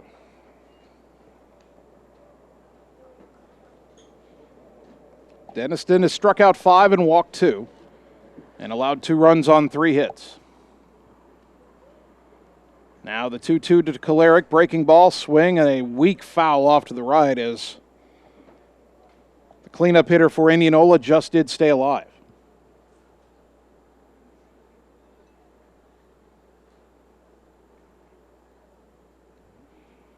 2-2.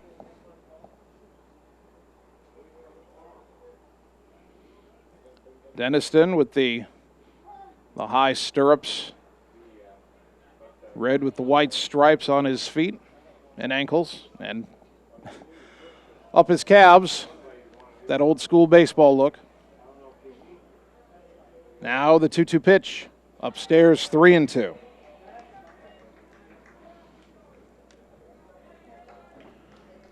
This feels like a big pitch right here. 3-2, nobody out, top of the 6th. The Ottumwa leading by a single run, 3-2. The payoff.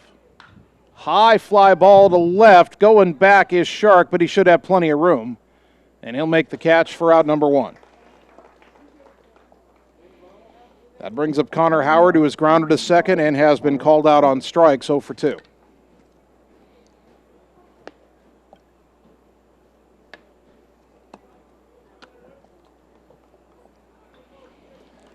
Powerful left-handed batter.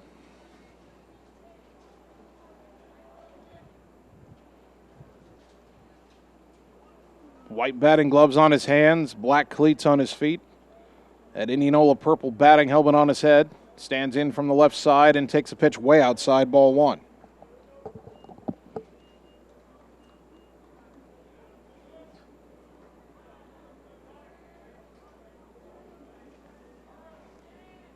No activity right now in the Ottumwa pen. Here's the 1-0. Down and in, 2-0.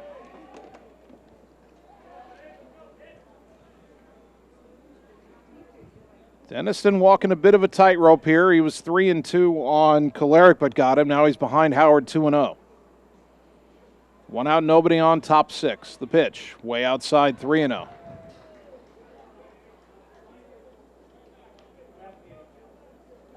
That's now 82 pitches for Denniston. In his first start, he threw 84. The 3-0 here, that's right down Broadway, 3-1.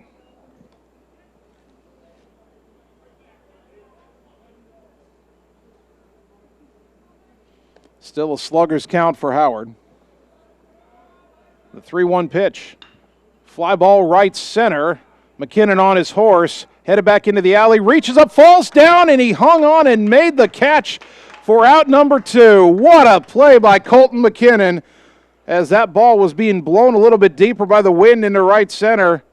But the speedy senior hangs on as he tumbles to the deck, 2 down. That brings up the catcher, Noah Johnston. He's 0 for 2. He's flied to center and has reached on an error. 2 out, nobody on. First pitch on the way. Outside, ball 1.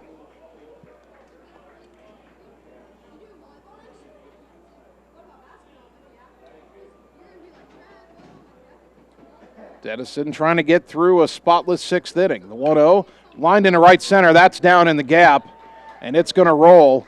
Johnston around first on his way to second, and they're putting up the stop sign for him. He'll be there with a 2-out double. Tying run in scoring position.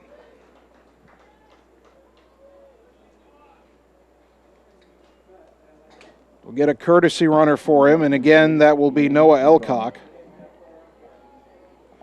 Fourth hit of the game for the Indians, and the batter, Lane Mcgraw, who is grounded out and bounced into a forced play 0 for 2. So a critical at-bat right here. But even if the Indians don't score the double by Johnston, unless somehow Elcock is retired on the bases before this at-bat is complete, that hit will guarantee Indianola will get the top of the order up one more time. First pitch. Lined into left field. Shark is right there, makes the catch to retire the side.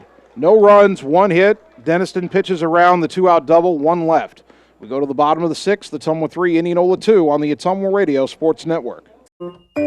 Hi, I'm Dr. Dwayne Petrito, your orthodontist in Ottumwa and Oskaloosa. Many of our patients are playing in this game, and we want you to know we are happy to see you representing your school and playing hard. If you haven't been in to see us yet, please call our office for an appointment. Your first appointment is always free. From start to finish, we are here for you every step of the way. We specialize in giving you a great smile and bite. We look forward to seeing you soon. Our team is cheering for you in today's game.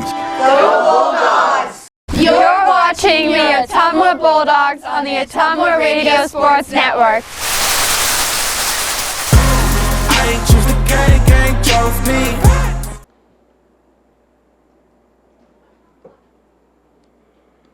Bottom of the sixth inning.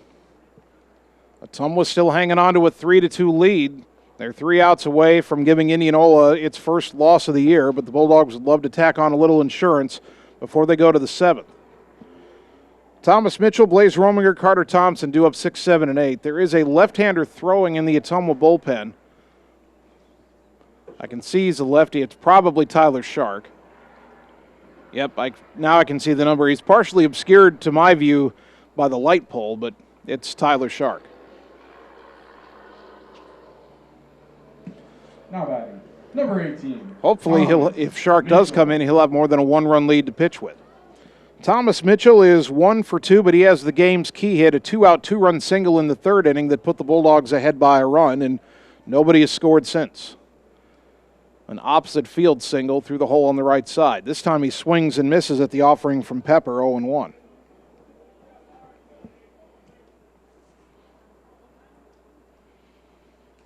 Ottumwa's had some awkward swings against this lefty. Now the 0-1.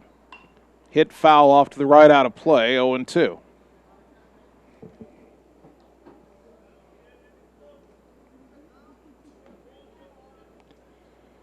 No balls, 2 strikes. Rominger on deck, Thompson in the hole. The 0-2 to Mitchell. Inside 1-2. Pepper started walking off the mound. He thought he had strike 3.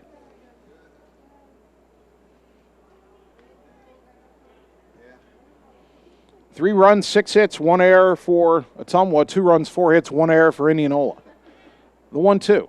Fouled straight back. We'll do it again.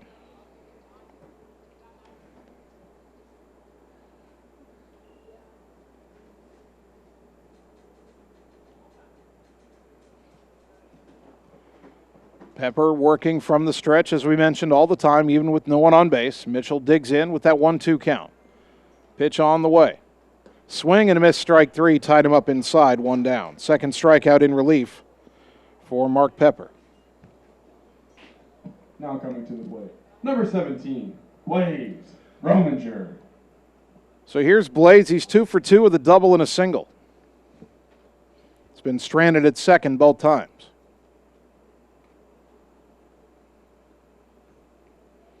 Big gap in right center if he could hit it there. Pitch up high, ball 1. Indianola outfield playing pretty shallow.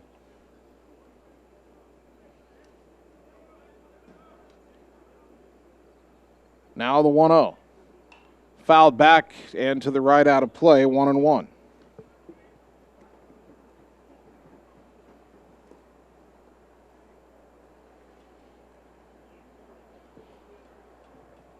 Head coach John Yeager down the third base coaching box. Luke Gomad coaching at first. That pitch on the inside corner to Blaze, 1-2.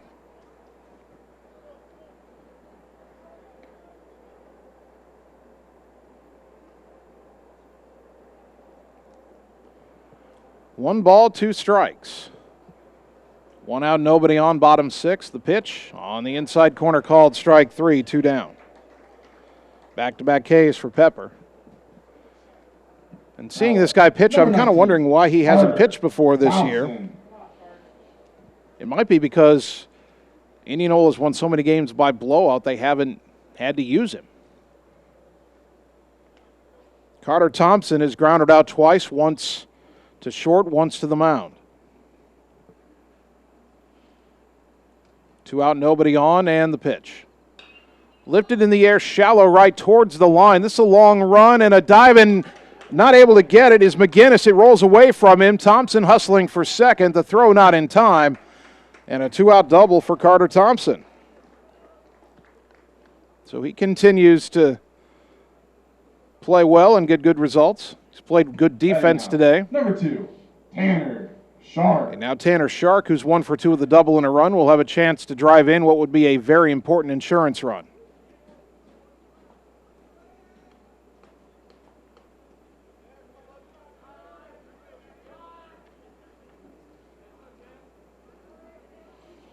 Tough matchup here for Shark, lefty-lefty against Pepper.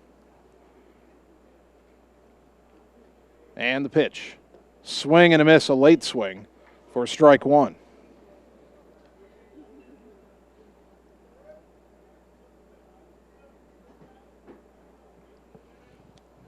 Oh, and 1 the count.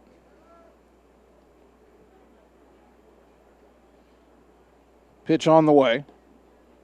Oh, man, that ball was half a foot outside, and it was called strike 2. Just when I was thinking we weren't going to have that again, it hadn't happened for a few innings. 0-2 to Shark. Catcher setting up outside again. The pitch. Came inside, check swing. Dead ball, and they're saying, okay, it hit Shark, but he swung at it. So that's strike 3 and the inning's over.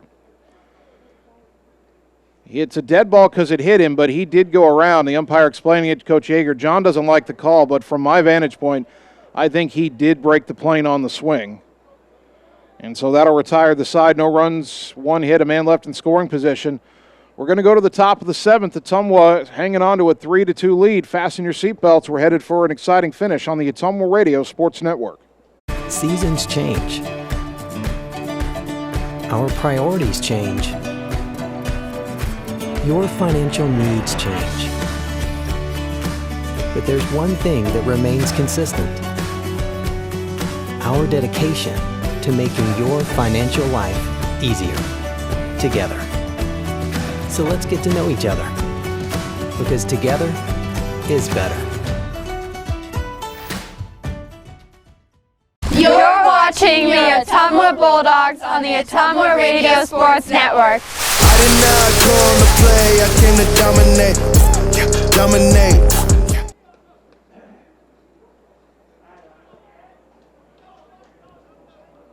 Top of the 7th inning. Ottumwa 3, Indianola 2. We're not going to get this inning started quite as quickly because through most of that commercial break, Bulldog head coach John Yeager was pleading his case about Tanner Shark being hit by the pitch but being ruled to have swung at it. After a long discussion, the home plate umpire went over and talked it over with the base umpire, but the call didn't change. I know Ottumwa doesn't like the call, but again, I think it's the right one. Tanner started to swing. He tried to hold up and get out of the way of the pitch. It hit him, but as he was pulling away, the bat went through the zone, and that is a swing. At least from my vantage point, it looked like he went too far, and so even though the pitch hit him because he swung, it's strike 3. And even though the ball got away because it hit him, it's a dead ball, and the inning is over on the strikeout. Tough break for Ottumwa, but they'll have to find a way to overcome it here. They've got a 3-2 lead, and Adam Denniston is still on the mound. He's going to try to finish what he started. 87 pitches through 6 innings, so the pitch count limit is not a concern.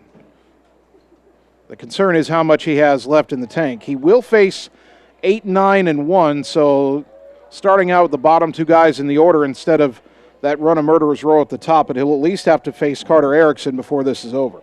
Jack Strong is 0 for 2, and a breaking ball drops low, 0-1. Strong has been called out on strikes, and he's bounced into a fielder's choice.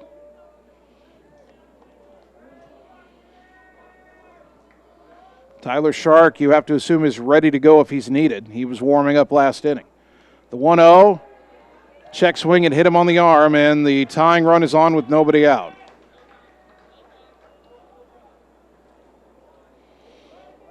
I was hoping maybe that got the bat, but it did not. And now Indianola wants to pinch run for Strong, and it'll be Noah Elcock, the young man we've seen as a courtesy runner twice. Now he's a pinch runner.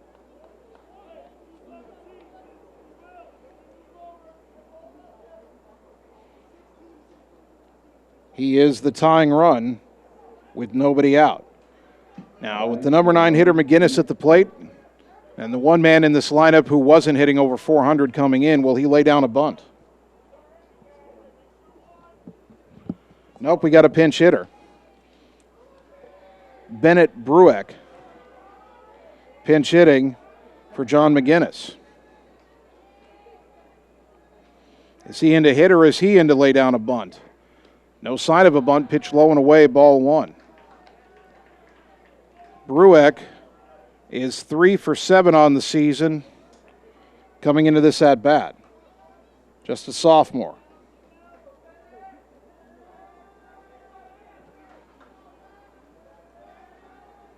The 1-0. And he shows bunt. He bunts it back to the screen, 1-1.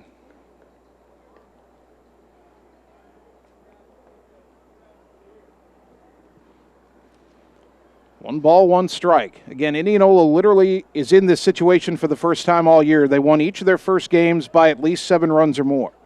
But Ottumwa leading 3-2 here in the top of the 7th. Indians have the go-ahead run at first thanks to a hit batter. Zeus charging at third. The pitch is a strike. Runner goes, throw down to second, and it gets into center field, but backed up by McKinnon. Runners started and stopped, and now he dives back into second. Boy, if he'd run for third, I think McKinnon would have thrown him out.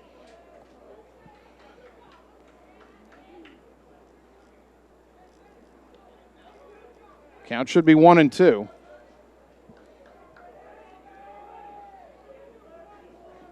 Elcock with the steal, is 5th of the year. Tying run in scoring position, nobody out. Deniston's pitch.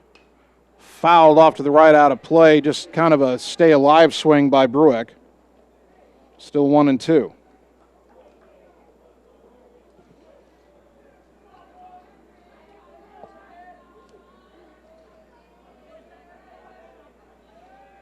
Adam looks back at second, the 1-2 pitch. Chopper to the right side slowly. That'll get the runner to third. Thompson's only play is to first. 1 out, but the tying run now 90 feet away. And that brings up the top of this high-powered order, Carter Erickson, who is 0 for 2 with a walk. Now batting, number 4, Carter Erickson. And before he bats, Coach Yeager out of the dugout with the left-handed batter at the plate. This might be the time he wants Tyler Shark. Erickson and Belt have come up left-handed every time this game.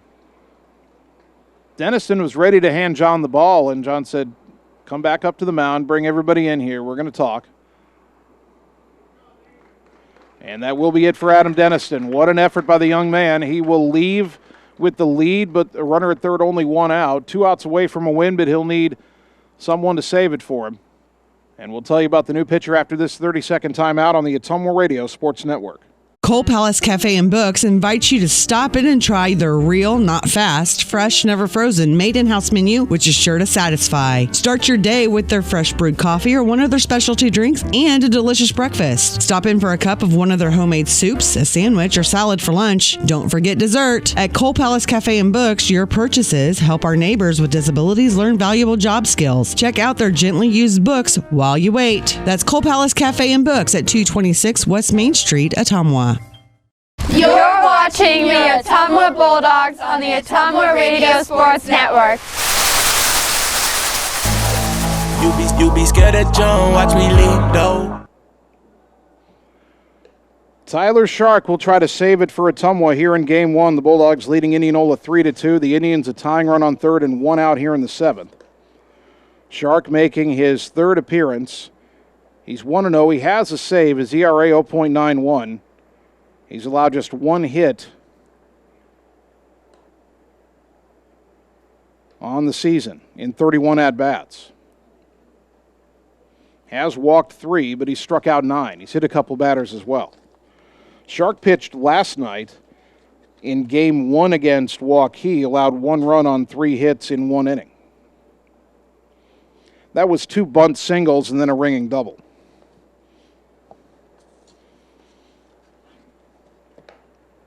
He'll have to face the top of the order.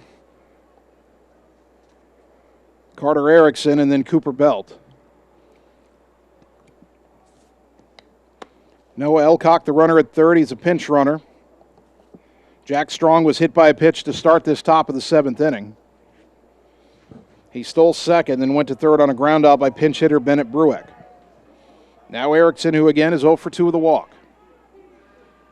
Shark throws his last warm-up pitch. Ottumwa's going to bring the infield in. Jaime, Wood, Thompson, and Mitchell all at the edge of the grass.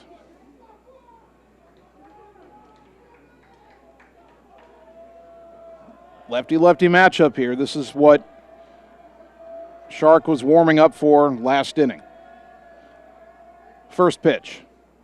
High fly ball to right. That'll at least tie the game. Racing back, Rominger still going back. Reaches up, can't get it over his head. Racing already around second is Erickson, and he will pull into third with a stand-up triple. The game is tied at 3. And now the go-ahead run is at third with only 1 out. Now batting, number 1, Cooper Belt.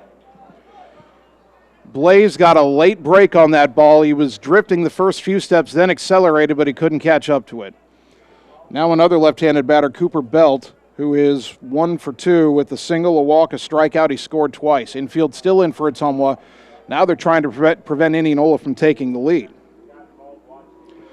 Now we got to look ahead to the bottom of the 7th, and Ottumwa does have the top of the order due up.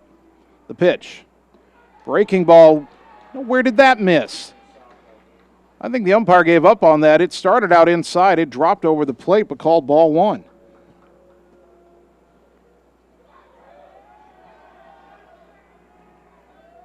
The 1-0. Inside 2-0.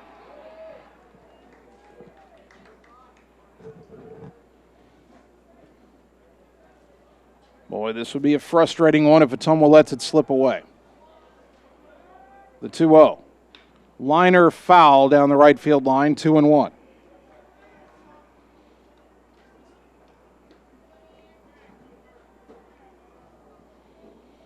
Erickson at third.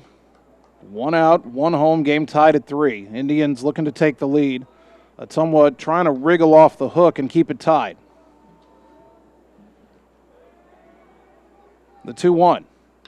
Line to right, Rominger coming in. He'll make the catch. Runner tags. The throw comes into first. They weren't going to get him. Sack fly, and Indianola leads 4-3.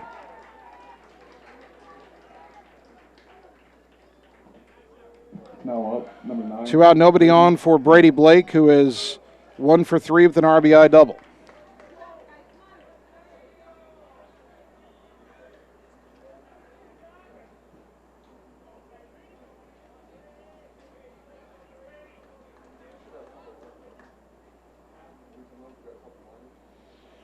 Four, 3 Indians.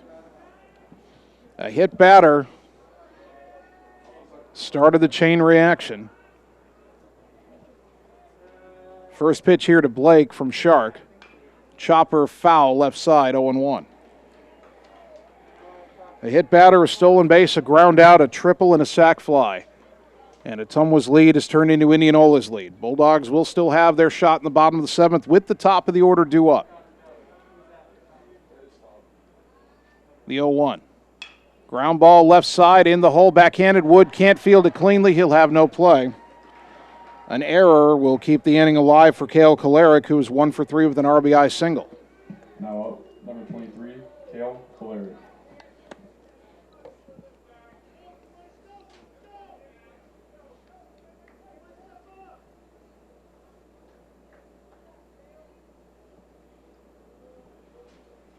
Another right-handed batter for Shark to face, second in a row.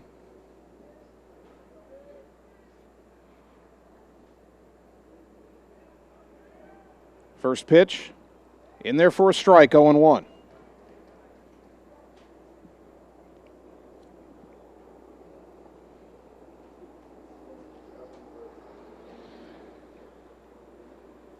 Now before the next pitch, we'll get a pinch runner for Blake.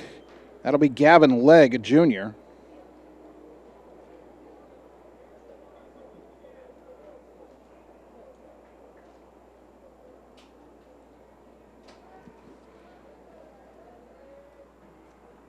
Sharks 0-1. Down and in, good stop by Julian Moore. 1 ball, 1 strike.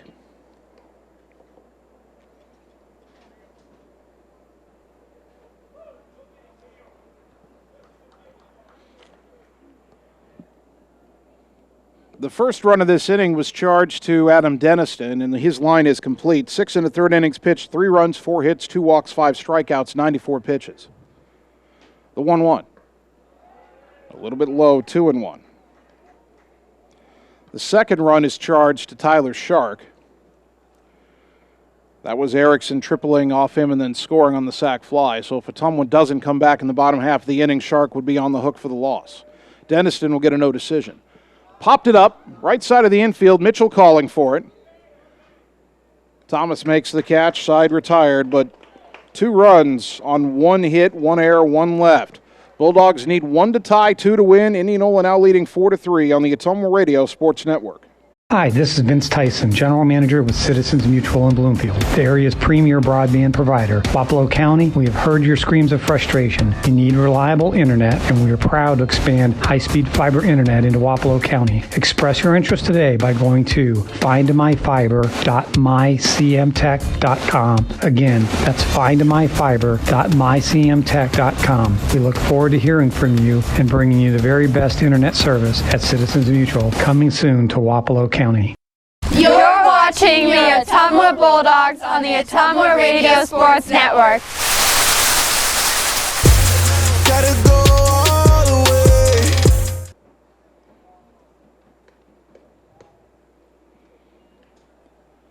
Last chance for Ottumwa in Game 1. They took a 3-2 lead into the top of the 7th inning, but a pair of Indianola runs has given them a 4-3 lead. The Bulldogs will have the top of the order. McKinnon, Wood, and Jaime due up against the left-hander Mark Pepper, who has been pretty darn good since he came on in the 5th inning. 2 innings of scoreless relief so far. He's in line for the win if he can get the final 3 outs. Indianola changed some things up in their lineup in the top half of the inning, but it looks like Jack Strong is re-entered at third base. Brady Blake, I believe, is re-entered at second. And I also think John McGinnis is back in the game in right field. Colton McKinnon has popped out once and grounded out twice, 0 for 3. It's almost still out hitting Indianola 7-5, but they trail where it counts, 4-3. Let's see if the Bulldogs have a rally in them in Game 1. First pitch. Inside corner, strike 1.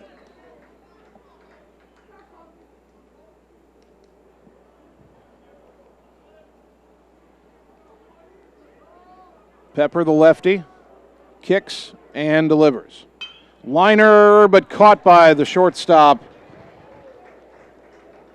Kale Kolarek, for out number 1. McKinnon hit it hard, but unfortunately right at Kolarek. Mitch Wood. So here's Mitch Wood, 1 for 3 with an RBI single and a run.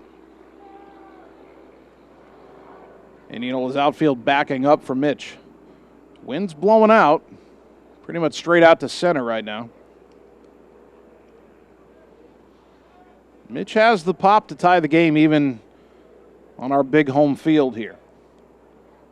First pitch in the dirt, ball 1.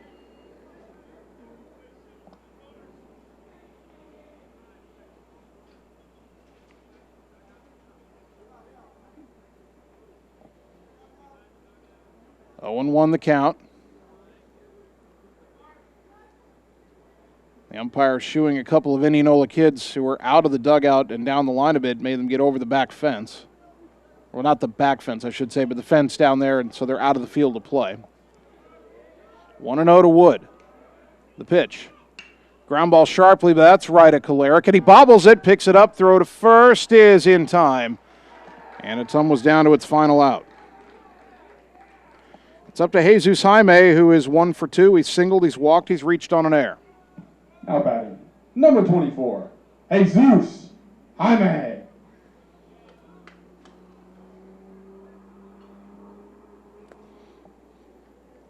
Two out, nobody on.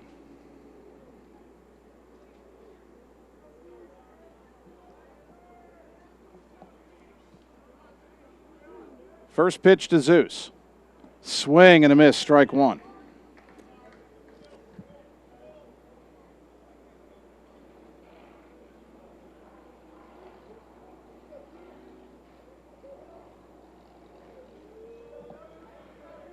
Lefty to righty. The 0-1 to Zeus. Breaking ball. Called a strike at the letters 0-2. Ottumwa down to its final strike in game one.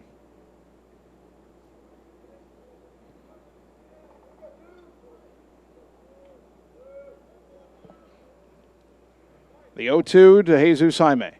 Hit high in the air to right center field. Pretty well hit. Going back, Belt. Still going back. That ball bounces and one hops against the fence.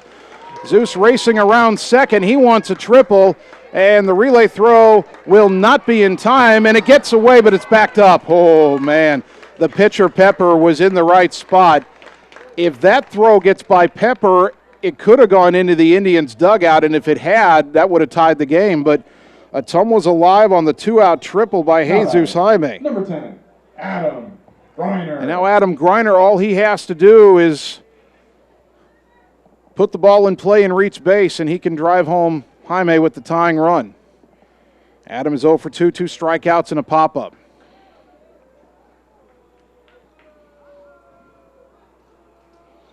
Tying run at third, 2 away. Bulldogs trying to pull one out of their hat right here. The pitch. Swing and a miss, strike one.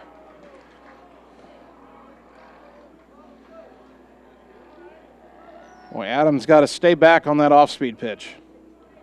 It's really giving him some issues today. 0-1 to the Bulldog DH. Well, for a pitch in the dirt right here that gets away, that would work. Swing and a slow chopper foul back to the left, 0-2, and again Ottumwa down to its final strike.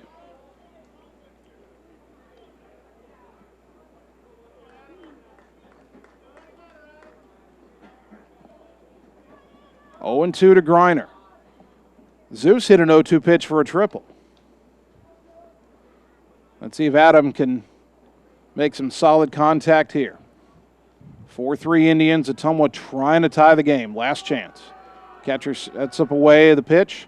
Swing and a miss. He got away from the catcher. Adams got a run. He didn't know it right away. And they throw it. The catcher picks it up and tries to pitch it to the plate. Nobody's covering. Griner is safe. The game is tied at 4. Are you kidding me? A passed ball on a swing and a miss, strike 3. And Griner was late realizing he could run. The catcher, Johnston, slid in the grass to pick it up. He was only about halfway towards his own dugout. A throw to first probably would have ended it. Instead, Johnston underhanded it to the plate, thinking the pitcher, Pepper, was going to cover home with Jaime coming down the line. No one was at home, and we're tied. And what a way to do it. I say you see something new at the ballpark every day. I have literally never seen that play before. But we'll take it. Here's Julian Moore, who's 0 for 2. And a high chopper to the right side, fielded by the first baseman, Howard. He'll step on first. The inning is over. But amazingly, improbably, Ottumwa has tied the game. A triple and then a pass ball on strike 3. We're tied at 4. We're going to extra innings, all tied at 4 on the Ottumwa Radio Sports Network. It's time to choose the credit union with a new perspective. At Meridian Credit Union, we don't just see member profiles. We see people. People with goals. People who want to save more.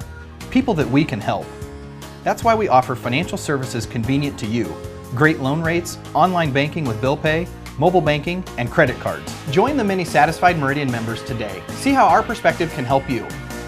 Meridian Credit Union, where it feels like home. You're watching the Ottumwa Bulldogs on the Ottumwa Radio Sports Network.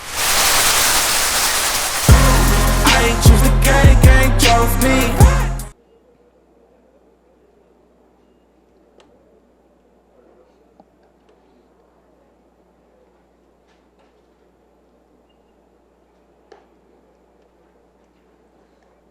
Top of the 8th inning, Ottumwa 4, Indianola 4. I'm trying to send out the tweet on our Twitter account, my Twitter account at JVAPXP, the Ottumwa Radio Sports Twitter account at OTT Radio Sports. I'm still trying to figure out how to describe how we tied this game. Jesus Jaime tripled with 2 outs. Adam Griner swung and missed for strike 3, but the ball got out of the glove of the catcher, Noah Johnston. It rolled away. Griner got to first when the throw went home, and nobody was home to receive it.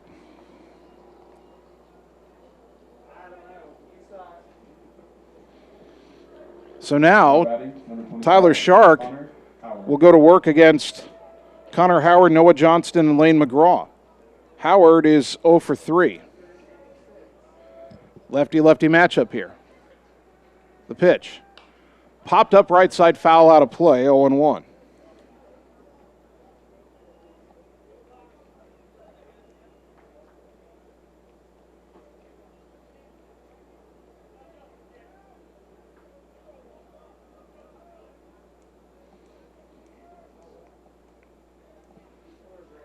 The 0-1. Low and away, 1-1.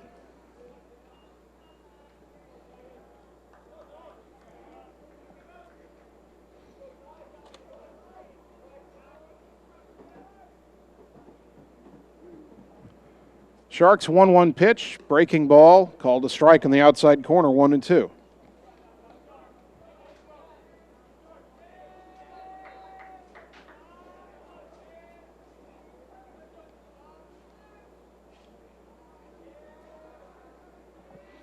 And that pitch swung on and fouled back, really had Howard out in front. He just got a piece of it. Still 1-2.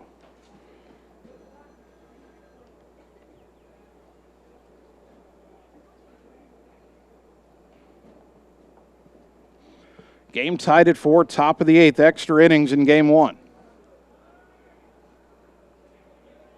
Sharks 1-2 pitch. Ground ball third base side, fielded by Jaime, has time, fires across on the money for out number 1. That brings up Noah Johnston, who is 1 for 3 with a double. Johnston.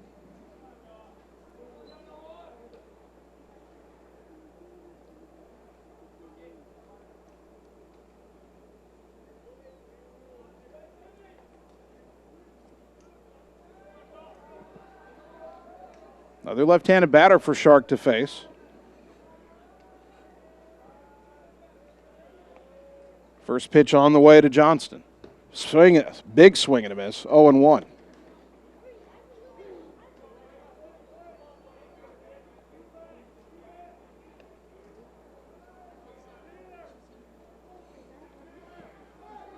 Time now called before the 0-1 pitch.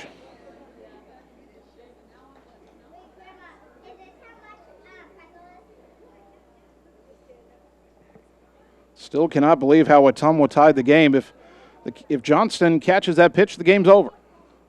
Now he pops it up. Shallow left center. Out is Wood. In is McKinnon. Colton gets there, makes the catch, 2 down.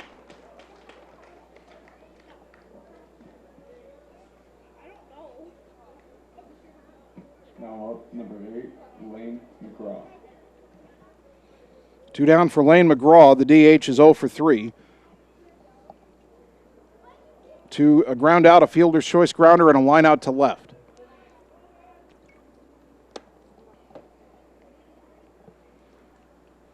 Tied at 4, 2 out, top of the 8th. The pitch. Outside, ball 1.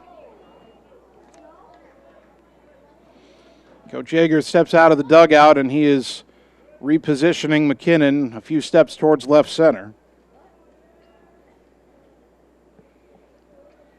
Now the 1-0. Fouled back to the screen, 1-1.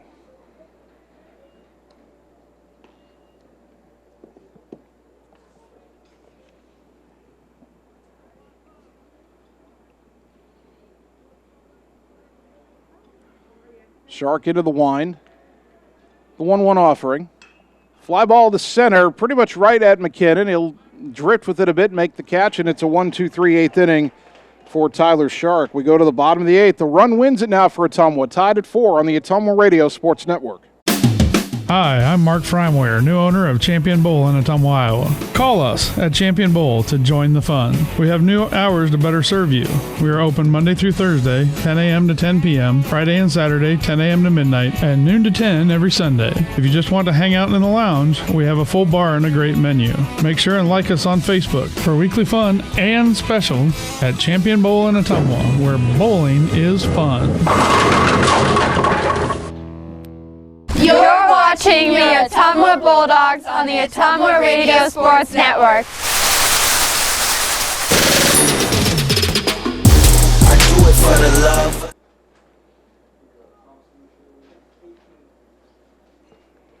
Bottom of the 8th inning. Ottumwa 4, Indianola 4. Mark Pepper for the Indians on for his 4th inning of relief. He had the game won. I know he thought he had the game won. Even though he gave up the 2-out triple to Jesus Jaime in the 7th, he struck out Adam Greiner. Greiner swung and missed for strike 3, but the pitch was dropped by the catcher Johnston. It rolled behind the plate. Greiner took off for first.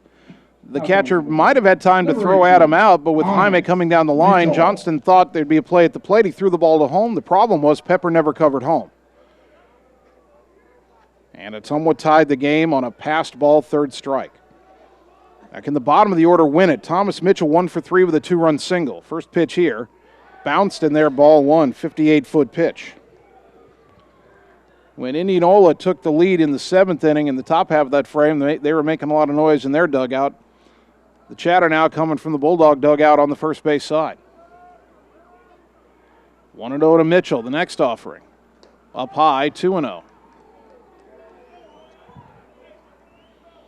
4 runs, 8 hits, 2 errors for the Dogs. 4 runs, 5 hits, 1 error for the Indians.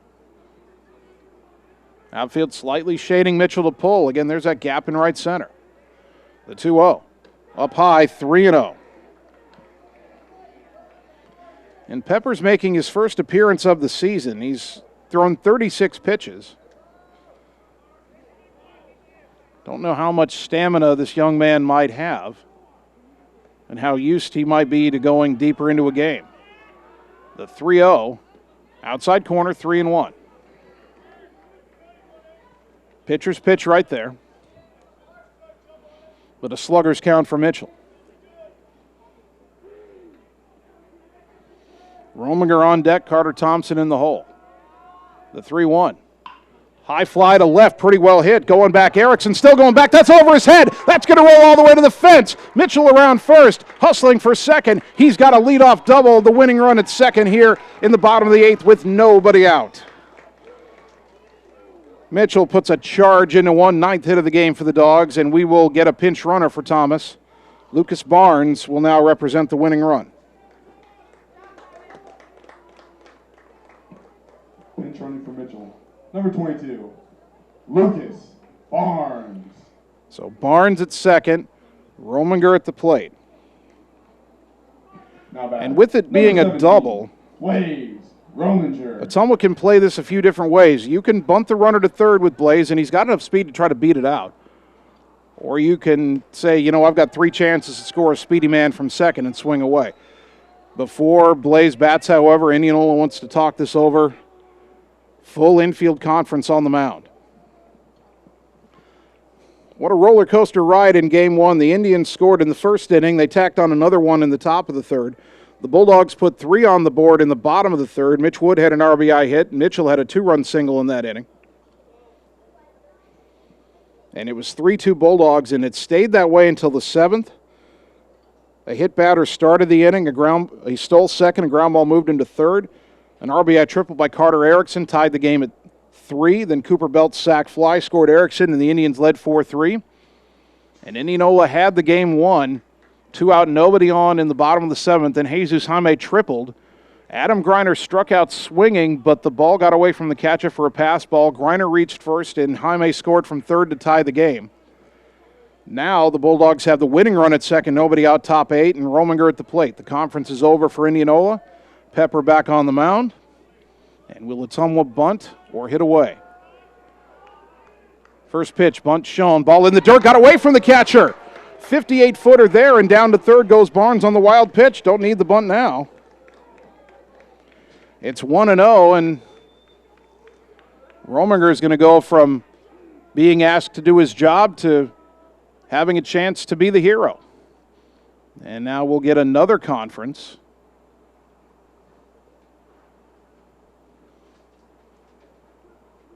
And if you're saying, wait, they've got to change the pitcher, well, the high school rules are a bit different because you can have visits that don't count as mound visits if you're having a conference with your entire defense, your entire infield. That's what Indianola is doing right here. They're trying to figure out how to play this with a runner at third and nobody out, and that run at third being the winning run.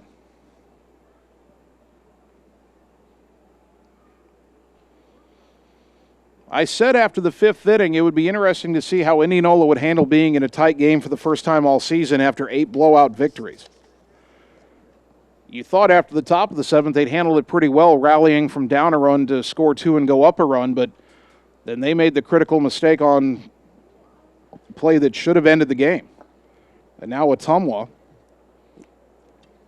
has a man 90 feet away from winning it and nobody out. And Indianola will take Pepper out of the game now. They are making a pitching change. So we'll take 30 seconds, come back and tell you about the new pitcher after this on the Ottumwa Radio Sports Network. Seasons change. Our priorities change.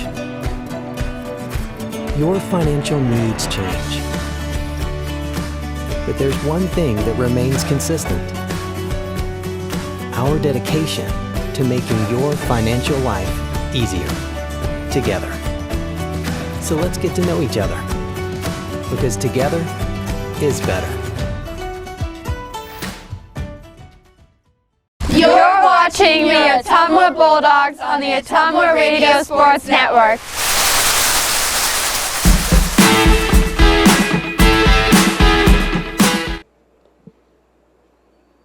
The new pitcher for Indianola is their shortstop, Cale Kolaric.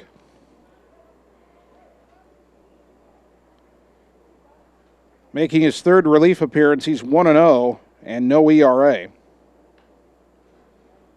He's faced 4 batters. He's only struck out 1 of them.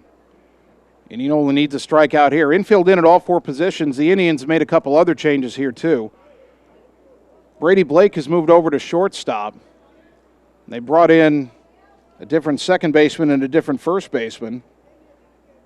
Casey Stecker is back in the game on the infield. I saw number 10 come in. And also Carter Malstad has come in. The infield in at all 4 positions. The outfield shallow. And we're still not ready to go. The home plate umpire was over to the Ottumwa dugout to tell them about the Indians' changes. And then there was a ball in warm-ups that in Kolaric's warm-ups that had gotten away, and Indianola's coach, John Fitzpatrick, retrieved that for the umpire. Now we're ready to go. It's 1-0 to Rominger. Kolaric's pitch, bunt shown, pitch up high, 2-0. Wasn't a suicide squeeze. You would not do that with nobody out. With the infield in, just a blooper would end this. The 2-0. Inside corner, strike 1. Again, the bottom of the order trying to win this for Ottumwa. The 2-1. Inside corner, strike 2. Now Blaze has to protect the plate. The 2-2 pitch, high, 3-2. Carter Thompson on deck. Remember, Carter Thompson had 2 big hits, 3 RBI last night against Waukee. The 3-2.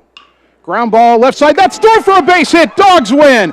Blaze Rominger wins it, scoring his Barnes from third, and somehow, miraculously, Ottumwa gets off the deck and knocks off Indianola 5-4. The Bulldogs are 7-2. They're mobbing Blaze out in shallow right field. OHS hands Indianola its first loss of the season, and Ottumwa stays hot, improving to 7-2. We'll take 3 minutes, come back, and get you the happy Game 1 totals on the Ottumwa Radio Sports Network. All across America, hardworking farm and ranch families grow the food that feeds us and form the backbone of countless communities. As a proud American company, we're here to say thanks with Polaris Ag Advantage, an exclusive program to support America's farmers and ranchers in recognition for all you do. Stop into Slayton Polaris, located 8 miles south and west of Pulaski. It's time to choose the credit union with a new perspective. At Meridian Credit Union, we don't just see member profiles. We see people. People with goals. People who want to save more. People that we can help. That's why we offer financial services convenient to you. Great loan rates, online banking with bill pay, mobile banking, and credit cards. Join the many satisfied Meridian members today. See how our perspective can help you. Meridian Credit Union, where it feels like home. Hi, I'm Dr. Dwayne Petrito, your orthodontist in Ottumwa and Oskaloosa. Many of our patients are playing in this game, and we want you to know we are happy to see you representing your school and playing hard. If you haven't been in to see us yet, please call our office for an appointment. Your first appointment is always free. From start to finish, we are here for you every step of the way. We specialize in giving you a great smile and bite. We look forward to seeing you soon. Our team is cheering for you in today's game. Seasons change. Our priorities change. Your financial needs change. But there's one thing that remains consistent: our dedication to making your financial life easier together. So let's get to know each other, because together is better. Schroeder Graphics and Signs, LLC, across the road from RJ Performance, is your go-to headquarters for all things custom designed, including vehicle wraps, printing, signs, billboards, and state-of-the-art commercial lighted signs. They also do window designs, semis, and VIN DOTs, wall designs, any size of coolers, customized bag boards, custom trailers, tumblers, race cars, go-karts, off-road vehicles, and more. Realtors, contact them for your custom yard signs, too. Visit sgsignsllc.com and like them on Facebook. Schroeder Graphics, be a brand above.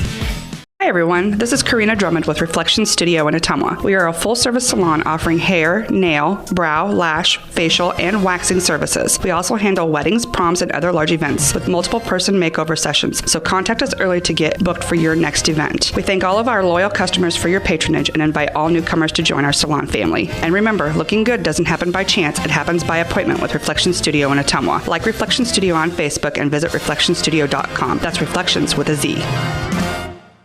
You're watching the Ottumwa Bulldogs on the Ottumwa Radio Sports Network. Who won't stop us now? Who won't stop us now?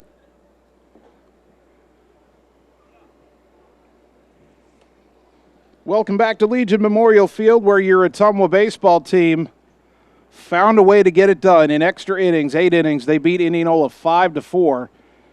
As OHS was leading 3-2 going into the 7th, gave up 2 runs in the top half, somehow got a run when the game should have been over in the bottom half of the 7th, and then won it in the 8th inning. Thomas Mitchell doubled to lead off the 8th.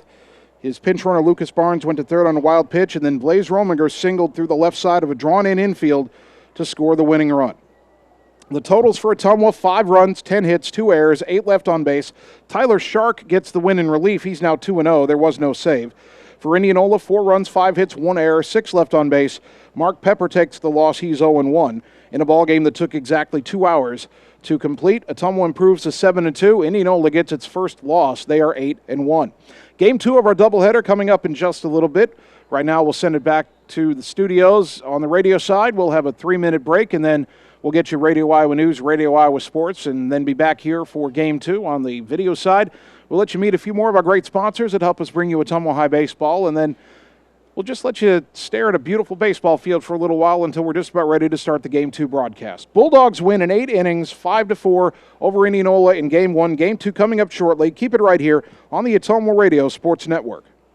Hello, this is Lisa Bittner, Clinic Manager with Mercy One Ottumwa Family and Internal Medicine. We specialize in pediatrics to geriatrics, internal medicine, and family practice, basically from babies to grandparents. We are here for you. We want to be your primary care provider. Call us at 641-683-0800 to schedule an appointment. Mercy One Ottumwa Family and Internal Medicine Clinic, 522 North Hancock Street in Ottumwa. Your best life, our one purpose. Visit mercyone.org.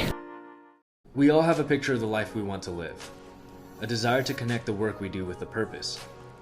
There is a way to get there, but the price of admission is money and the drive to succeed. Success takes skill. Skill takes training. Training takes work.